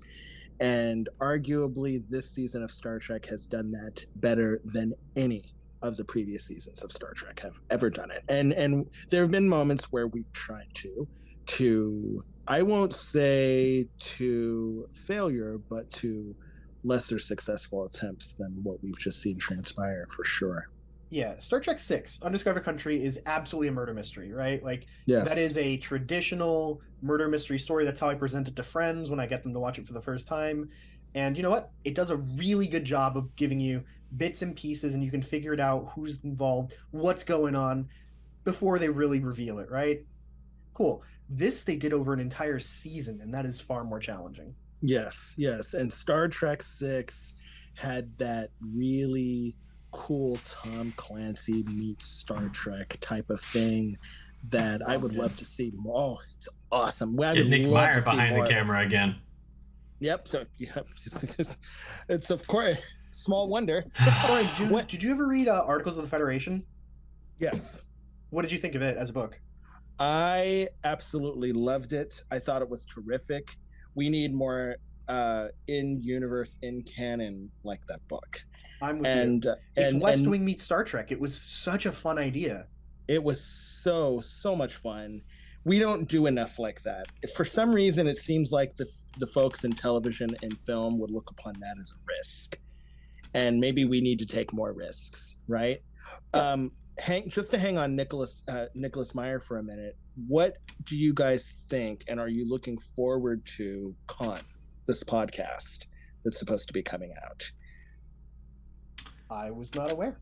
That's true. Nick Meyer is working on a Con, like the story of Con on CD Alpha 5 podcast, which we may have already read if we've read The Rise and Fall of Khan Noonien Soong that came out in paperback 20 odd years ago. Best I can do is I'm going to go see Con the musical in 2 weeks. So. Con the musical. Yes, there's actually a musical called Con the Musical. It's in New York, and Renzo's going. We interviewed the writer for that a couple of months ago. It's hilarious. It's absolutely hilarious. It's Data on the holodeck telling the story of like Space Seed and Wrath of Khan. That sounds exciting. Yeah. And humorous. I love musicals. I'm a sucker for them, so right there for that's it. That's great. What's your favorite one? That is complicated. That is? Oh, okay. No, that is complicated. In a vacuum, I'd probably say West Side Story, right? Uh-huh. But if it's something a bit more recent, I really like Legally Blonde the musical. I think it is incredible. Okay. And was that actually on the stage, or did that make it to a film? No, it was on Broadway. Okay. Like, there's a full recording of it on YouTube if you want to watch it. But like, it is the story of Legally Blonde as a musical. It is silly, it is irreverent, and it does a really fucking good job of it. Nice. And the main character obviously wasn't Reese Witherspoon. It was somebody. Was she a good successor? Yes, absolutely. Good. Because she was good in that movie, and it's hard for me to picture anybody else playing that role. I mean, let's take a turn off of the Beyond Musical podcast and go back to season 3. Sorry. Other thing, no, don't worry. This is more my fault. The other really big thing for this season that I thought was cool is they developed a little bit more about what it's like to siege a starbase, right? Like, we've heard little bits here and there of attacking a starbase as suicide, right? And we saw that the Texas-class ships in Lower Decks did a number on a basic starbase, but this is Earth space dock. This is a big fucking deal. You've got like 130 ships bombarding it for at least hours, possibly a day, and the thing is shooting back and giving as good as it's getting. And it's really cool. Really glad that the starbase wasn't networked. Yeah. Fortunately. You want to know what we haven't talked about this whole time? A dipshit from Chicago. I loved Shaw. Captain Shaw. From the first minute. Man. When he showed up and he just told Riker and Picard what to go do with themselves, I was like, thank you. Picard, you've lived long enough to see yourself become the Badmiral. Yeah, that's exactly what it was, right? Like, how many times did we see some jerk admiral show up on Picard's deck and trying to give orders and take over things? Like, Mark Jameson is a great example of it, right? Like, he was being a dick to Picard and crew. Cool. Now Picard shows up and is lying to Shaw about what he's going to use his ship for and trying to be smarmy about it. No. Dipshit from Chicago, don't take that. And what I love so much about it is that it makes fun of all of those 90s tropes that happened on those shows, where like you said, where an admiral's coming on board and saying, this is the lay of the land, this is how it's going to go down, and you're going to do it, and that's it, no questions asked. They did that, like you said, they did that same thing, and it felt like it was this in-universe tongue-in-cheek making fun of how ridiculous some of those scenarios were in the 90s. Yeah, rank has its privileges, but that doesn't mean you get to do anything you want.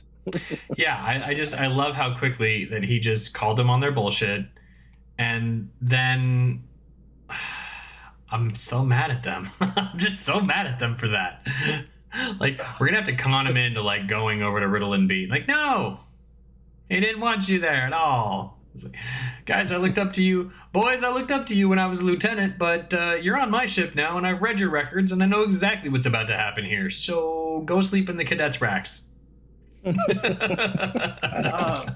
Let's not joke though, right? Like that scene where they're in like the turbo lift and it's like, sorry, we're not going to be saving the galaxy today, boys. There's no epic threats here. It was really funny.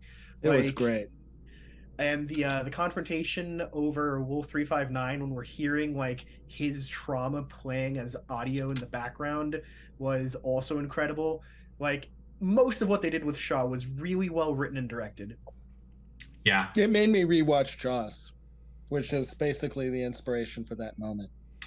I don't think he deserved to die. And I thought his arc in overcoming the whole Borg thing was pretty good. And there's rumors that like if they do a Star Trek Legacy show, they'll bring him back as a hologram. And I'm like, don't do that, please.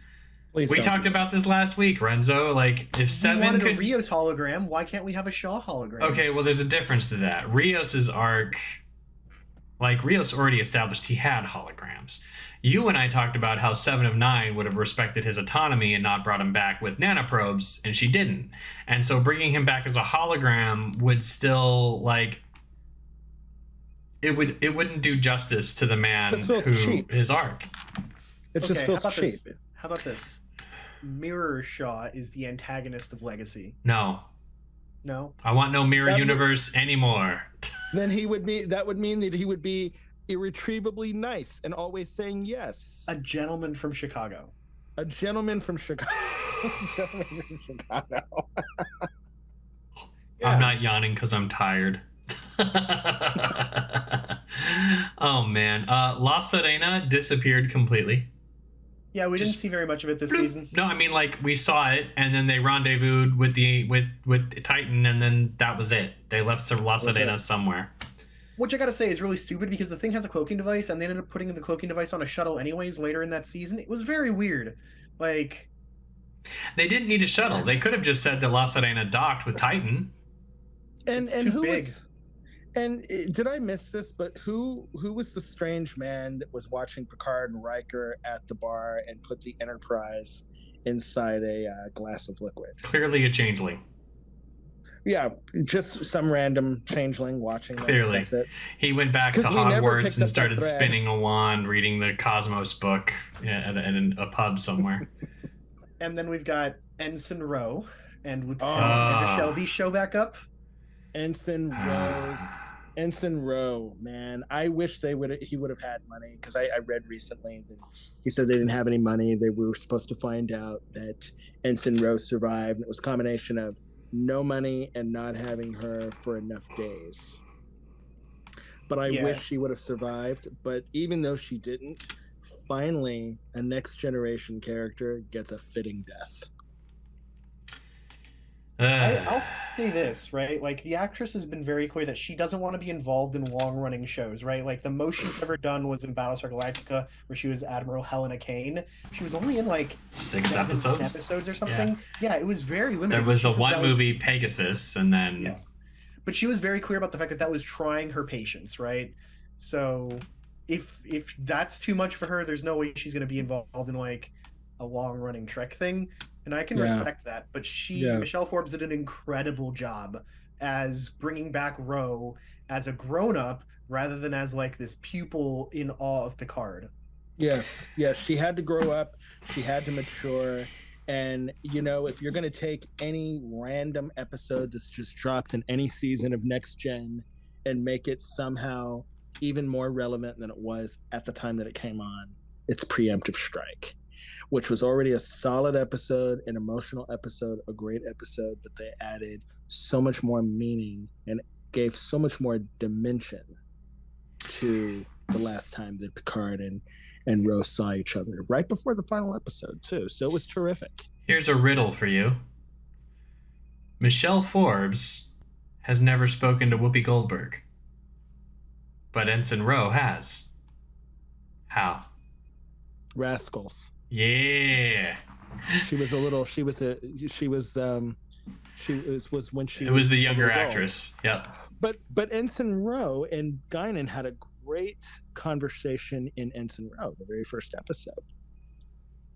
When Guinan came to her court, they met in 10 Forward first, and then they came to she came to her quarters later on in that episode. No. You're messing with the riddle. The riddle is true. No, I'm kidding. I'm like, something happening? No. Is it the Irremotic syndrome? I'll admit. The Irremotic syndrome? If you assimilate yourself right now, come get me. Which one do you want to be, Borg? Huh? I got a bunch of things that can make me look assimilated, but I don't know if I'll be actually. Oh, my face appliance is somewhere else. Yeah. I used got to have this it with old me. school phaser, but it's not going to work. Against the Borg, it's a little old. So it might actually operate on frequencies the Borg aren't used to. Analog frequencies, right? Analog. Yes. So, Okay. Good point. You get Good television through your phaser. That was like, there are a couple times in this season where they make like a word choice that I can understand what they were going for, but the choice was a mistake, right? So there's a scene where Geordi describes the Enterprise D as being analog, and that's why it can't be connected to the rest of the fleet. No, it's not actually analog. It is not remotely analog. It is a digital LCARS empowered ship that is most certainly at least digital or quantum digital, whatever. Yes. Right? It's not analog. But I get what you're going at by saying that it's analog in comparison to the new shit. I get it. Yeah, it's just to make it more accessible to those non-Trekkies, I guess, right? And can we talk about... The worst about... one, though, is refit. The word refit kept getting used this season in a dumbass way. Yeah. Refit, I will agree. For analog, I will lend the argument that even modern language is subject to colloquialism, hyperbole, and drift. Yeah, no, I'm with you there, which is why I'm okay. Like, so a blueprint, right? We talk about blueprints in the modern day all the time. They just don't exist anymore. They don't exist because the printers that made blueprints haven't existed for 45 years, right? Like, it's just an anachronism. It's just what we call them. Same thing here. I can totally get it. I get what they're going for. But there are better ways to express that idea. But refit's just dumb. It's why calling the Titan A refit of the Titan is... Yeah. It's why the attachment icon is a paperclip and the save icon is a 3.5-inch floppy. Like, nobody uses that tech anymore. In 100 years, people are going to be like, why is the attach icon the character from Snake? Because people will probably still be playing Snake, but they won't have paperclips anymore. No, haven't you heard? Clippy's making a comeback. No. Why is the attachment symbol Clippy? Oh dear. What is Clippy? Why is Clippy a noodle? Is Clippy in service to our fleshy noodle overlord? Clippy's coming back in Windows 11. It's the same way that they're putting advertisements in the start menu. Clippy's just going to be a built-in part of the entire operating system, and they're going to nickname him Badgie. Clippy versus Badgie. That's what I want. If they called it Badgie, I might actually upgrade to Windows 11, but I don't wanna. Did you guys see the Badgie Hallmark ornament coming out this year? Yeah. Is there a Badgie Hallmark ornament? There's a Badgie Hallmark ornament coming out this year. I gotta show you something. I gotta show you something, Brian, because like I know we just met, but like I'll see your Badgie. I'll see your Badgie Christmas ornament and raise you my giant. Whoa! Your plush. Where did you get that? I made it. You made it. Yep. You made it. Okay. Nice. I'm always watching. Yeah, he's even got pipe cleaners for articulating hands. I would have wanted him to look a little less happy. I would have wanted him to look a little more sinister, like he was climbing up those steps. It was the negotiation I had to do with my husband because, like, menacing Badgie isn't so great in the room where he spends all his time. Nice. Well, nice. Have we made it to the finale yet? I think so. Yeah. The reveal of the Geordi has been putting together the Enterprise D for 20 years. He's used the star drive section from the Syracuse, and Enterprise D still had all the abraded damage from the crash, and it also was discolored from its secondary hull, which was really nice. It's a nice touch. Love the fact that he chose the name Syracuse, which is a name that we've heard before in Star Trek. Mm-hmm. There's actual background to it that makes us think that it's one of the original 6 Galaxy class ships. So it's not one of the Dominion War refits. It's actually of the appropriate era to be the star drive section for the Enterprise. Love that extra detail.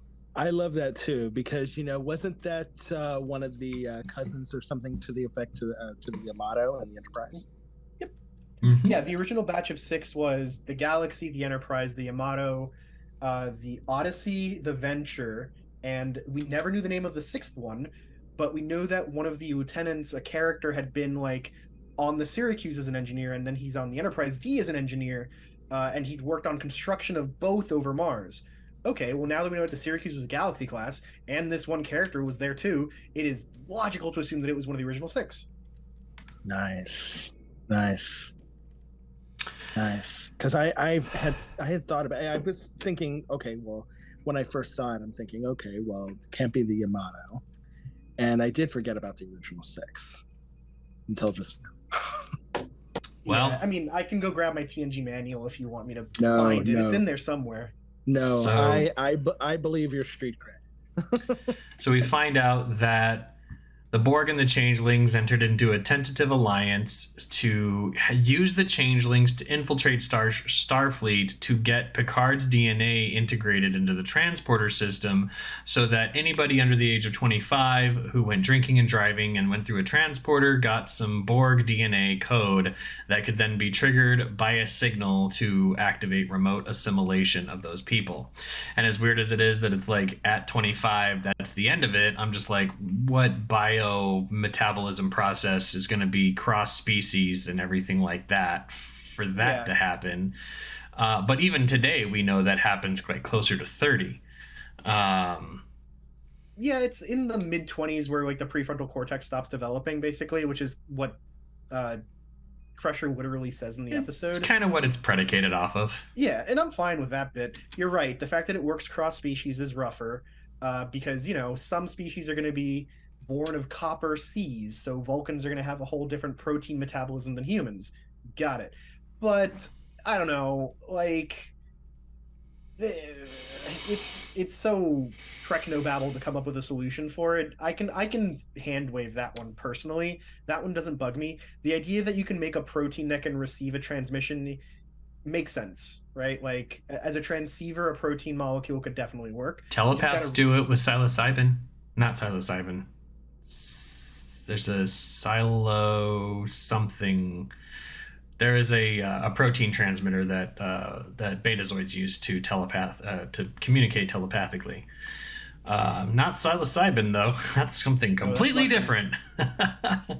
Either way, it's a cool way to approach the idea of like remote assimilation without like tubes going into the back of your inside of your neck. I think it's psilocyanine. But in any case, Vox takes his place inside the Borg cube, and we proceed to have all of our young people assimilated. The fleet regroups in sort of Borg symbols and begins attacking the starbase, leaving our heroes on the Titan to defend a youngling attack. It's the opposite of the Siege of the Jedi Temple. The younglings are striking back. The Enterprise D bridge crew leaves, leaving Seven and Raffi and Shaw in the cargo hold of the Titan. And Geordi reveals that he's been restoring the Enterprise D for 20 years. They hop aboard. It's beautiful. On the Titan, Seven, Raffi, and other survivors make it back to the bridge. They take over Titan temporarily, using some cloak and strike attacks to give time for some solution to be found. And at the beginning of the episode, we get an overvoice very close to what happened in Endgame, but also definitely mirroring what we heard in Star Trek 4 when the president of Earth cried out and said, "Avoid Earth at all costs." And it was Anton Chekhov, the son of Pavel Chekhov, who's Go ahead. Anton Yelchin. Named for Anton Yelchin. And the Indeed. Walter Koenig.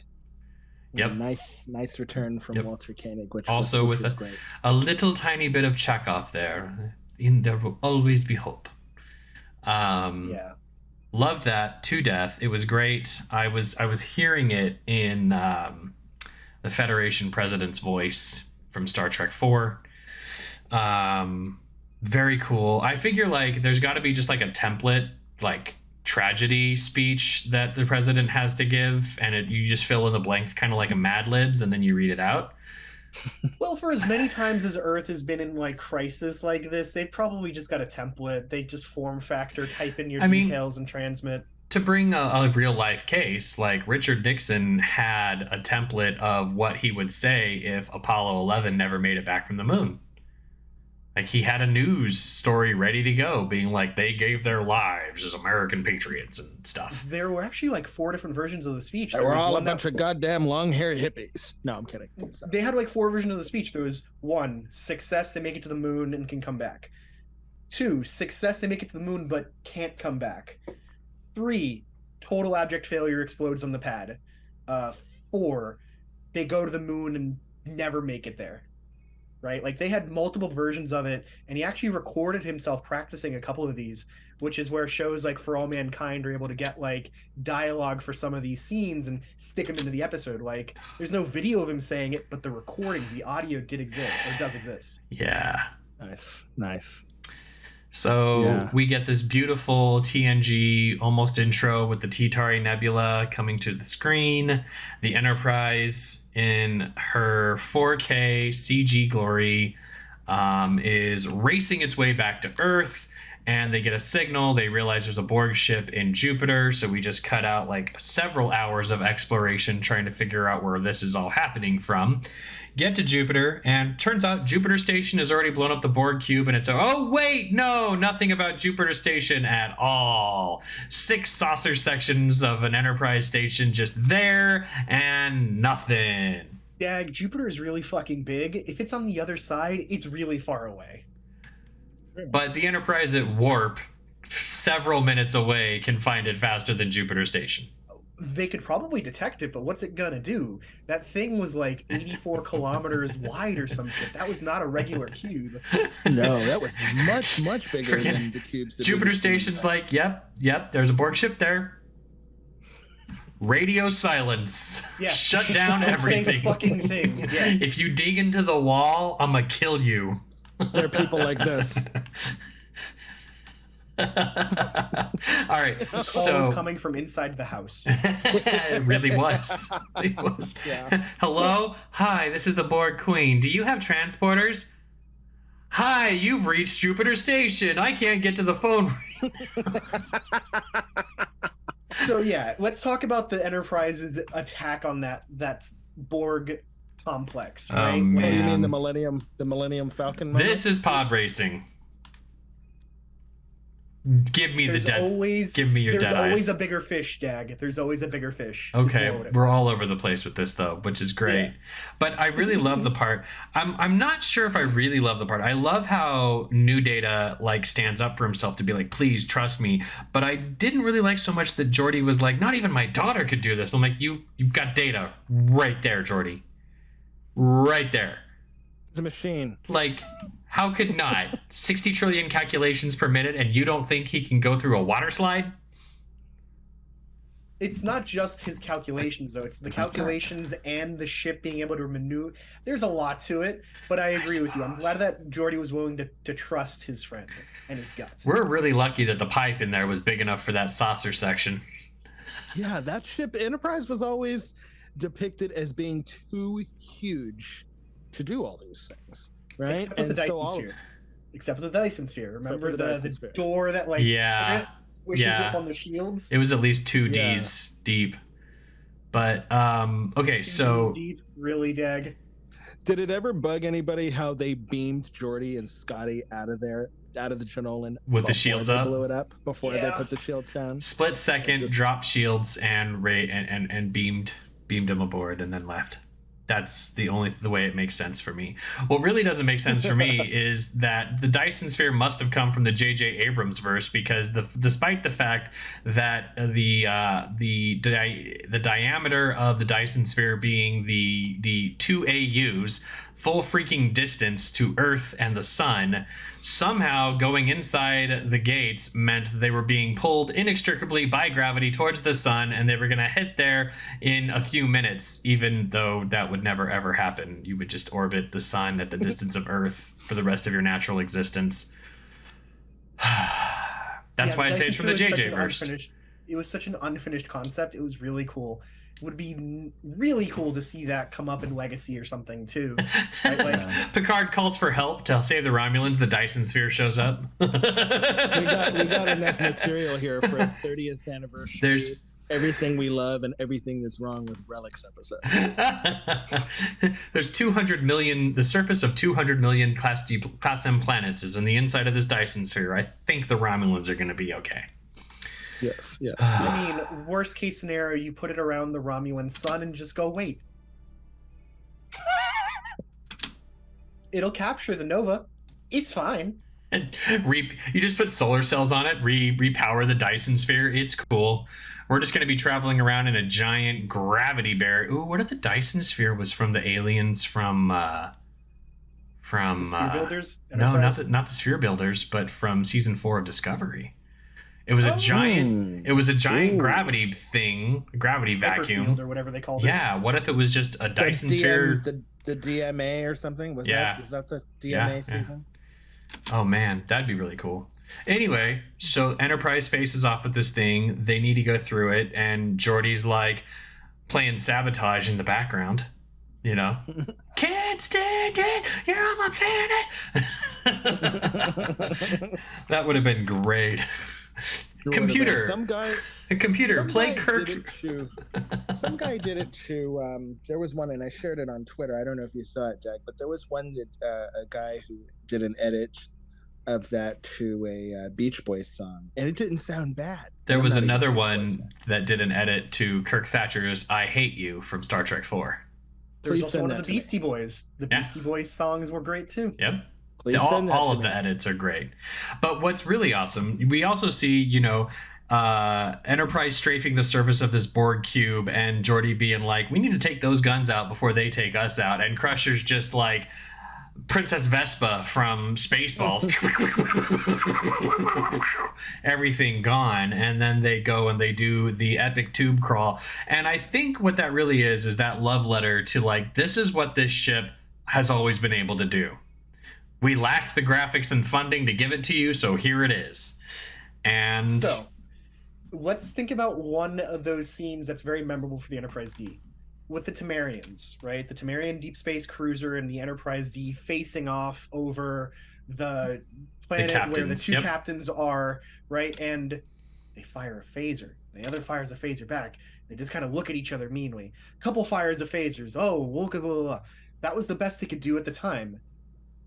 Cool. Imagine if they had had this technology and this ability. We could have had this epic ship duel that probably would have made Nemesis even look better. And I love the Nemesis space fight, right? Like, those are two evenly matched warships that have a reason to keep this fight going. Cool. It's about the availability. Let's not judge the previous stuff too harshly, because they didn't have access to what producers and such have now. Yes.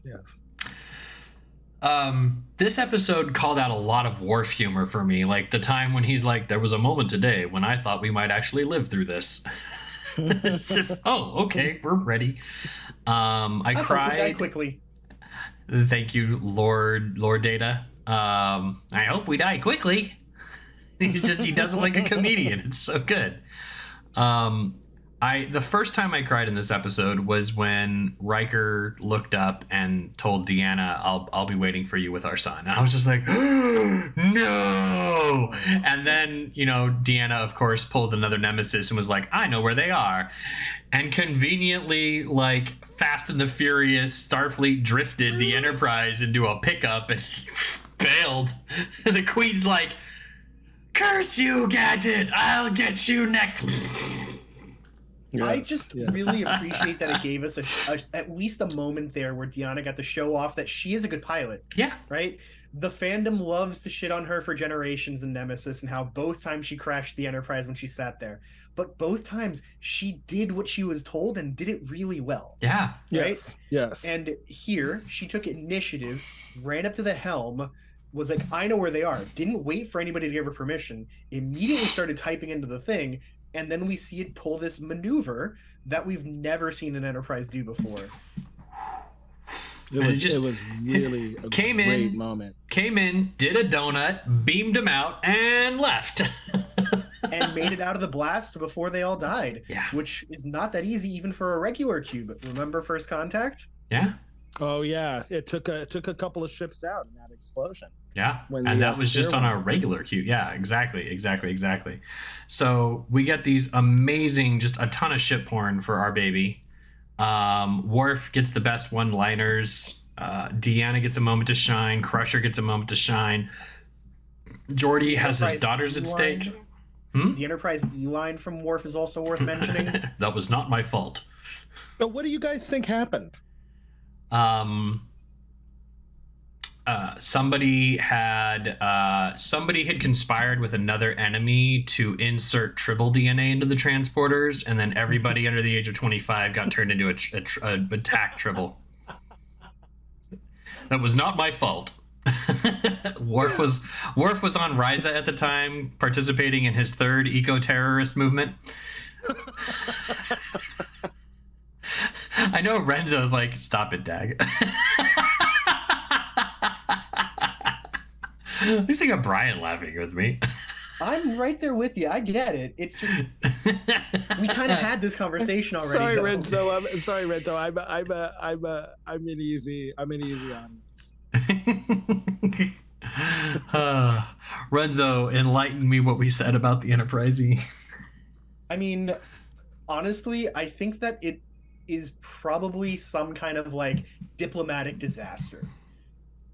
Worf is post-Ambassador Worf. He thinks he can solve some major diplomatic dispute. He's in between two fleets thinking he can talk them down. And at that moment is when, somebody learns that somebody else slept with somebody's wife or their son or something. And then the fighting starts. The Enterprise stuck in between. The E gets fucked and the E is lost as a result of that, right? He fails to prevent some conflict between two races. The E is a wreck. That. I think it was an accident. I think it was just a simple accident, a simple skirmish after too much prune juice. It's personally, that's gross.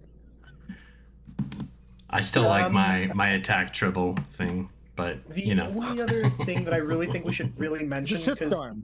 The other big thing that I think we should mention is the rechristening of the Titan A as the Enterprise G. And I will personally say I don't like that detail. Yeah. I think the Titan as a ship for characters managed to prove that it itself is worth its own name, right? Like, we never really learned much about the Luna-class Titan that Riker commanded, but we know that this is its successor, not its refit. And yes, agreed. This ship deserved to be the Titan A. It didn't need to be rechristened as the Enterprise, right? When that scene was coming, I would have wagered my shoes that it was going to be the USS Picard, right? Not that would have been a cool little homage or something, but then the fact that they chose to rename it the Enterprise G, I don't like it. I think that they terminated the F too soon. We didn't know enough about it. It also upsets the idea that the Enterprises are the best of the fleet, right? Like, the Constitution was the best that Starfleet had in Kirk's era. The Connie refit for the A was probably a little behind the curve, but it was still a frontline kind of ship, right? The Excelsior for the B, definitely some of the best that they had. The Ambassador was the best that they had, and it was able to fight multiple Romulan ships to a T and save thousands of Klingon lives. Cool. The D, the fastest, the most powerful computer, and able to wreck anything that the nearby races had. The Love Boat! Wait. Also a giant cruise ship, yes, but that's a part of its arrogance. Yes. Right? That they're so arrogant that it can do anything, that it can also be a family ship. The E is terrifying in its ability to fucking fire 20 torpedoes in every direction at once, as Nemesis proved. And then the F is even bigger and more capable than the E, right? And now we go to the D, and it's this like... It's a workhorse. Ship. Yeah. Yeah, you may as well have given it to the Cerritos. Like, a California-class USS Enterprise, I'm not impressed. It was very much a child of Terry Metallis's the motion picture obsession and turning, the Enterprise back into a tug instead of...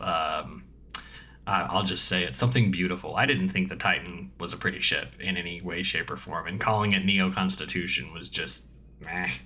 I prefer Constitution 3, even. It suffers from a lot of what these newer Star Trek ship designs tend to, and you can tell me if this is just me overthinking this, but I've always felt like, Prodigy being an example, when you look at the Protostar. The Protostar is that marriage between original series Trek design and Voyager. Okay? It's the Enterprise meets Voyager. And I kind of feel like, for this season of Picard, that's the same thing we did with Titan. It's classic Trek Enterprise meets Next Generation Trek. And these, you end up with these kind of, homogenized, retro designs, because of someone's love for classic Trek movies, which, hey, I love that ship too, but to come up for the Enterprise to have a different name or a different ship rather than having this ship over here become the Enterprise just seems like it would be Starfleet trying to say, we're trying to save some Latin here. But no, it just doesn't make much sense. We saw Shelby's Enterprise, right? Like, the F survived the battle, almost certainly quite damaged, and it has a lot of blood to clean off its decks on the inside, right? We knew that it was in the process of being retired, and yet somehow Starfleet just suddenly lost probably dozens of ships. Maybe you can push back that retirement a little bit to keep the F around because it's a big beastly ship. Oh, no, we're still going to retire it. We're just going to put the name on this rinky-dink ship that is barely held together and took a shit ton of damage too, and it's going to take a year to refit it anyways. I'm sorry, what now? Why? And it's much smaller too than the Enterprise F, or even actually any of the prior Enterprises, right? Yeah, I think it's actually smaller than the C. Yep. Oh wow, and that's a pretty small ship. Yeah, the smallest of all of them, I think. Except for the NX, right? No, the C is bigger than the Excelsior class. Okay, the C's bigger. It's just we're just going back like almost 100 years of size, though, right? Like, it doesn't make sense to get that much smaller. So I only have like 6 minutes left, but like that was the low point for me in the epilogue. Like, knowing that the Enterprise D was retired a year after makes me think that the Enterprise D was out there, for a year cleaning up some mess. That's great. Rebuilding a new starbase, awesome. That's cool. Seeing Raffi and Seven being able to serve together aboard the new Enterprise, that's cool, despite my misgivings about the ship's configuration. Getting Jack to be the new counselor, that's interesting. And also, I was thinking about it. Different kind of counselor. He's not like the ship's like psychiatrist. No. But seeing him aboard that ship and then thinking, man, everybody must be mad at him. Like, wait, no, everybody was Borg too. They're equally all like upset about this. I hate you for being the voice in my head. Yeah, well, you killed a bunch of Federation people. I was just standing around talking.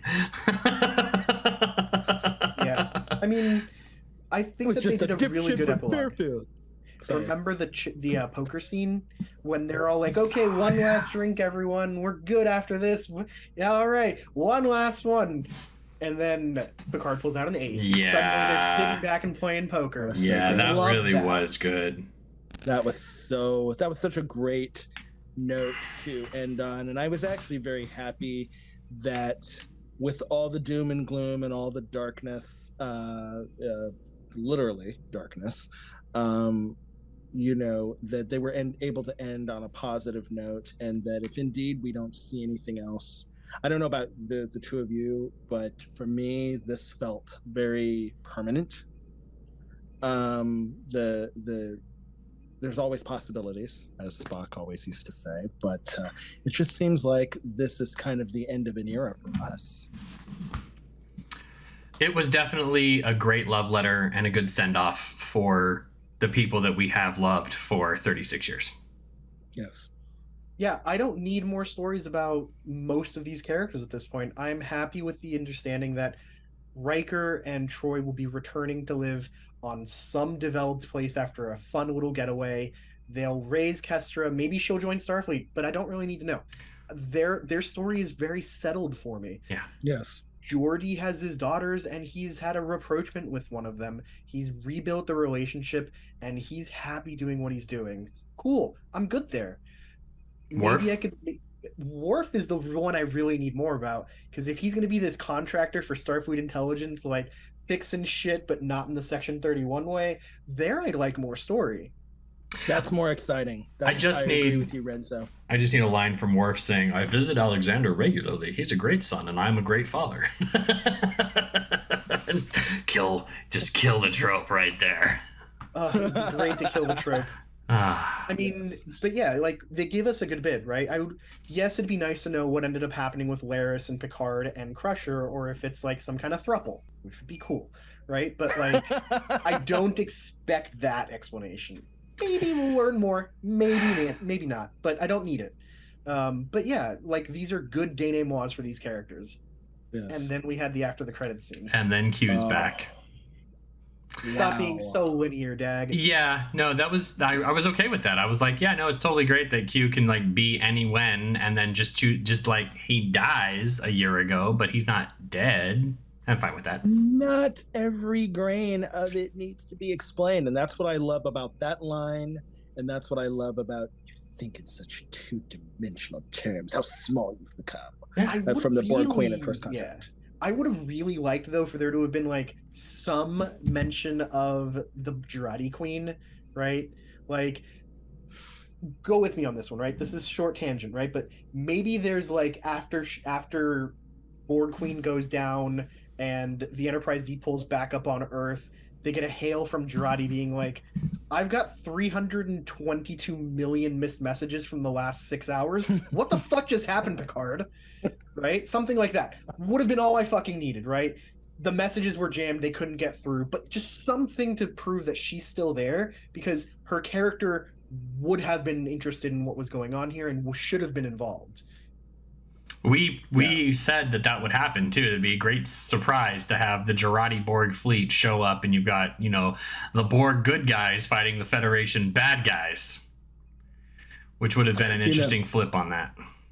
Well, she's kind of over in a different neck of the woods, different neck of the universe, so to speak. She's in a really important spot she can't move from. There's that transwarp gate thing that she's got to guard. So, gentlemen, and she's more into the theatricality of it. The cool face mask, dramatic presentation of her queen, which I got to tell you always bugged me. That's just me, though. Well, I am out of time, so I'm gonna put a pin in that. And I really appreciate both of you joining me to talk about Picard Season 3, Picard in general, and all the other socio-political commentary that we've had here. Brian, you've been an amazing guest. We'd love to have you on the show again in the soon, and we will we'll always be in touch on that. Renzo, I hope you have a wonderful evening. I'm going to go play some Magic the Gathering for the first time in a really long time. Enjoy. Nice. Nice. It was very nice to have talked with you and met you, Renzo. No, great to hang out too, Brian. And to the audience, we'd like to thank you for always going boldly with Beyond Trek Podcast. Hey, everybody. I just wanted to give a quick shout out to our Patreon and Anchor supporters, to S. Tam and Nora Hickson. Thank you so much for being a part of Beyond Trek Podcast. We are Beyond Trek Podcast. Lower your inhibitions and surrender your years. We will add inspirational and hilarious Trek content to your day. Your attention will adapt to subscribe to us. Resistance is futile.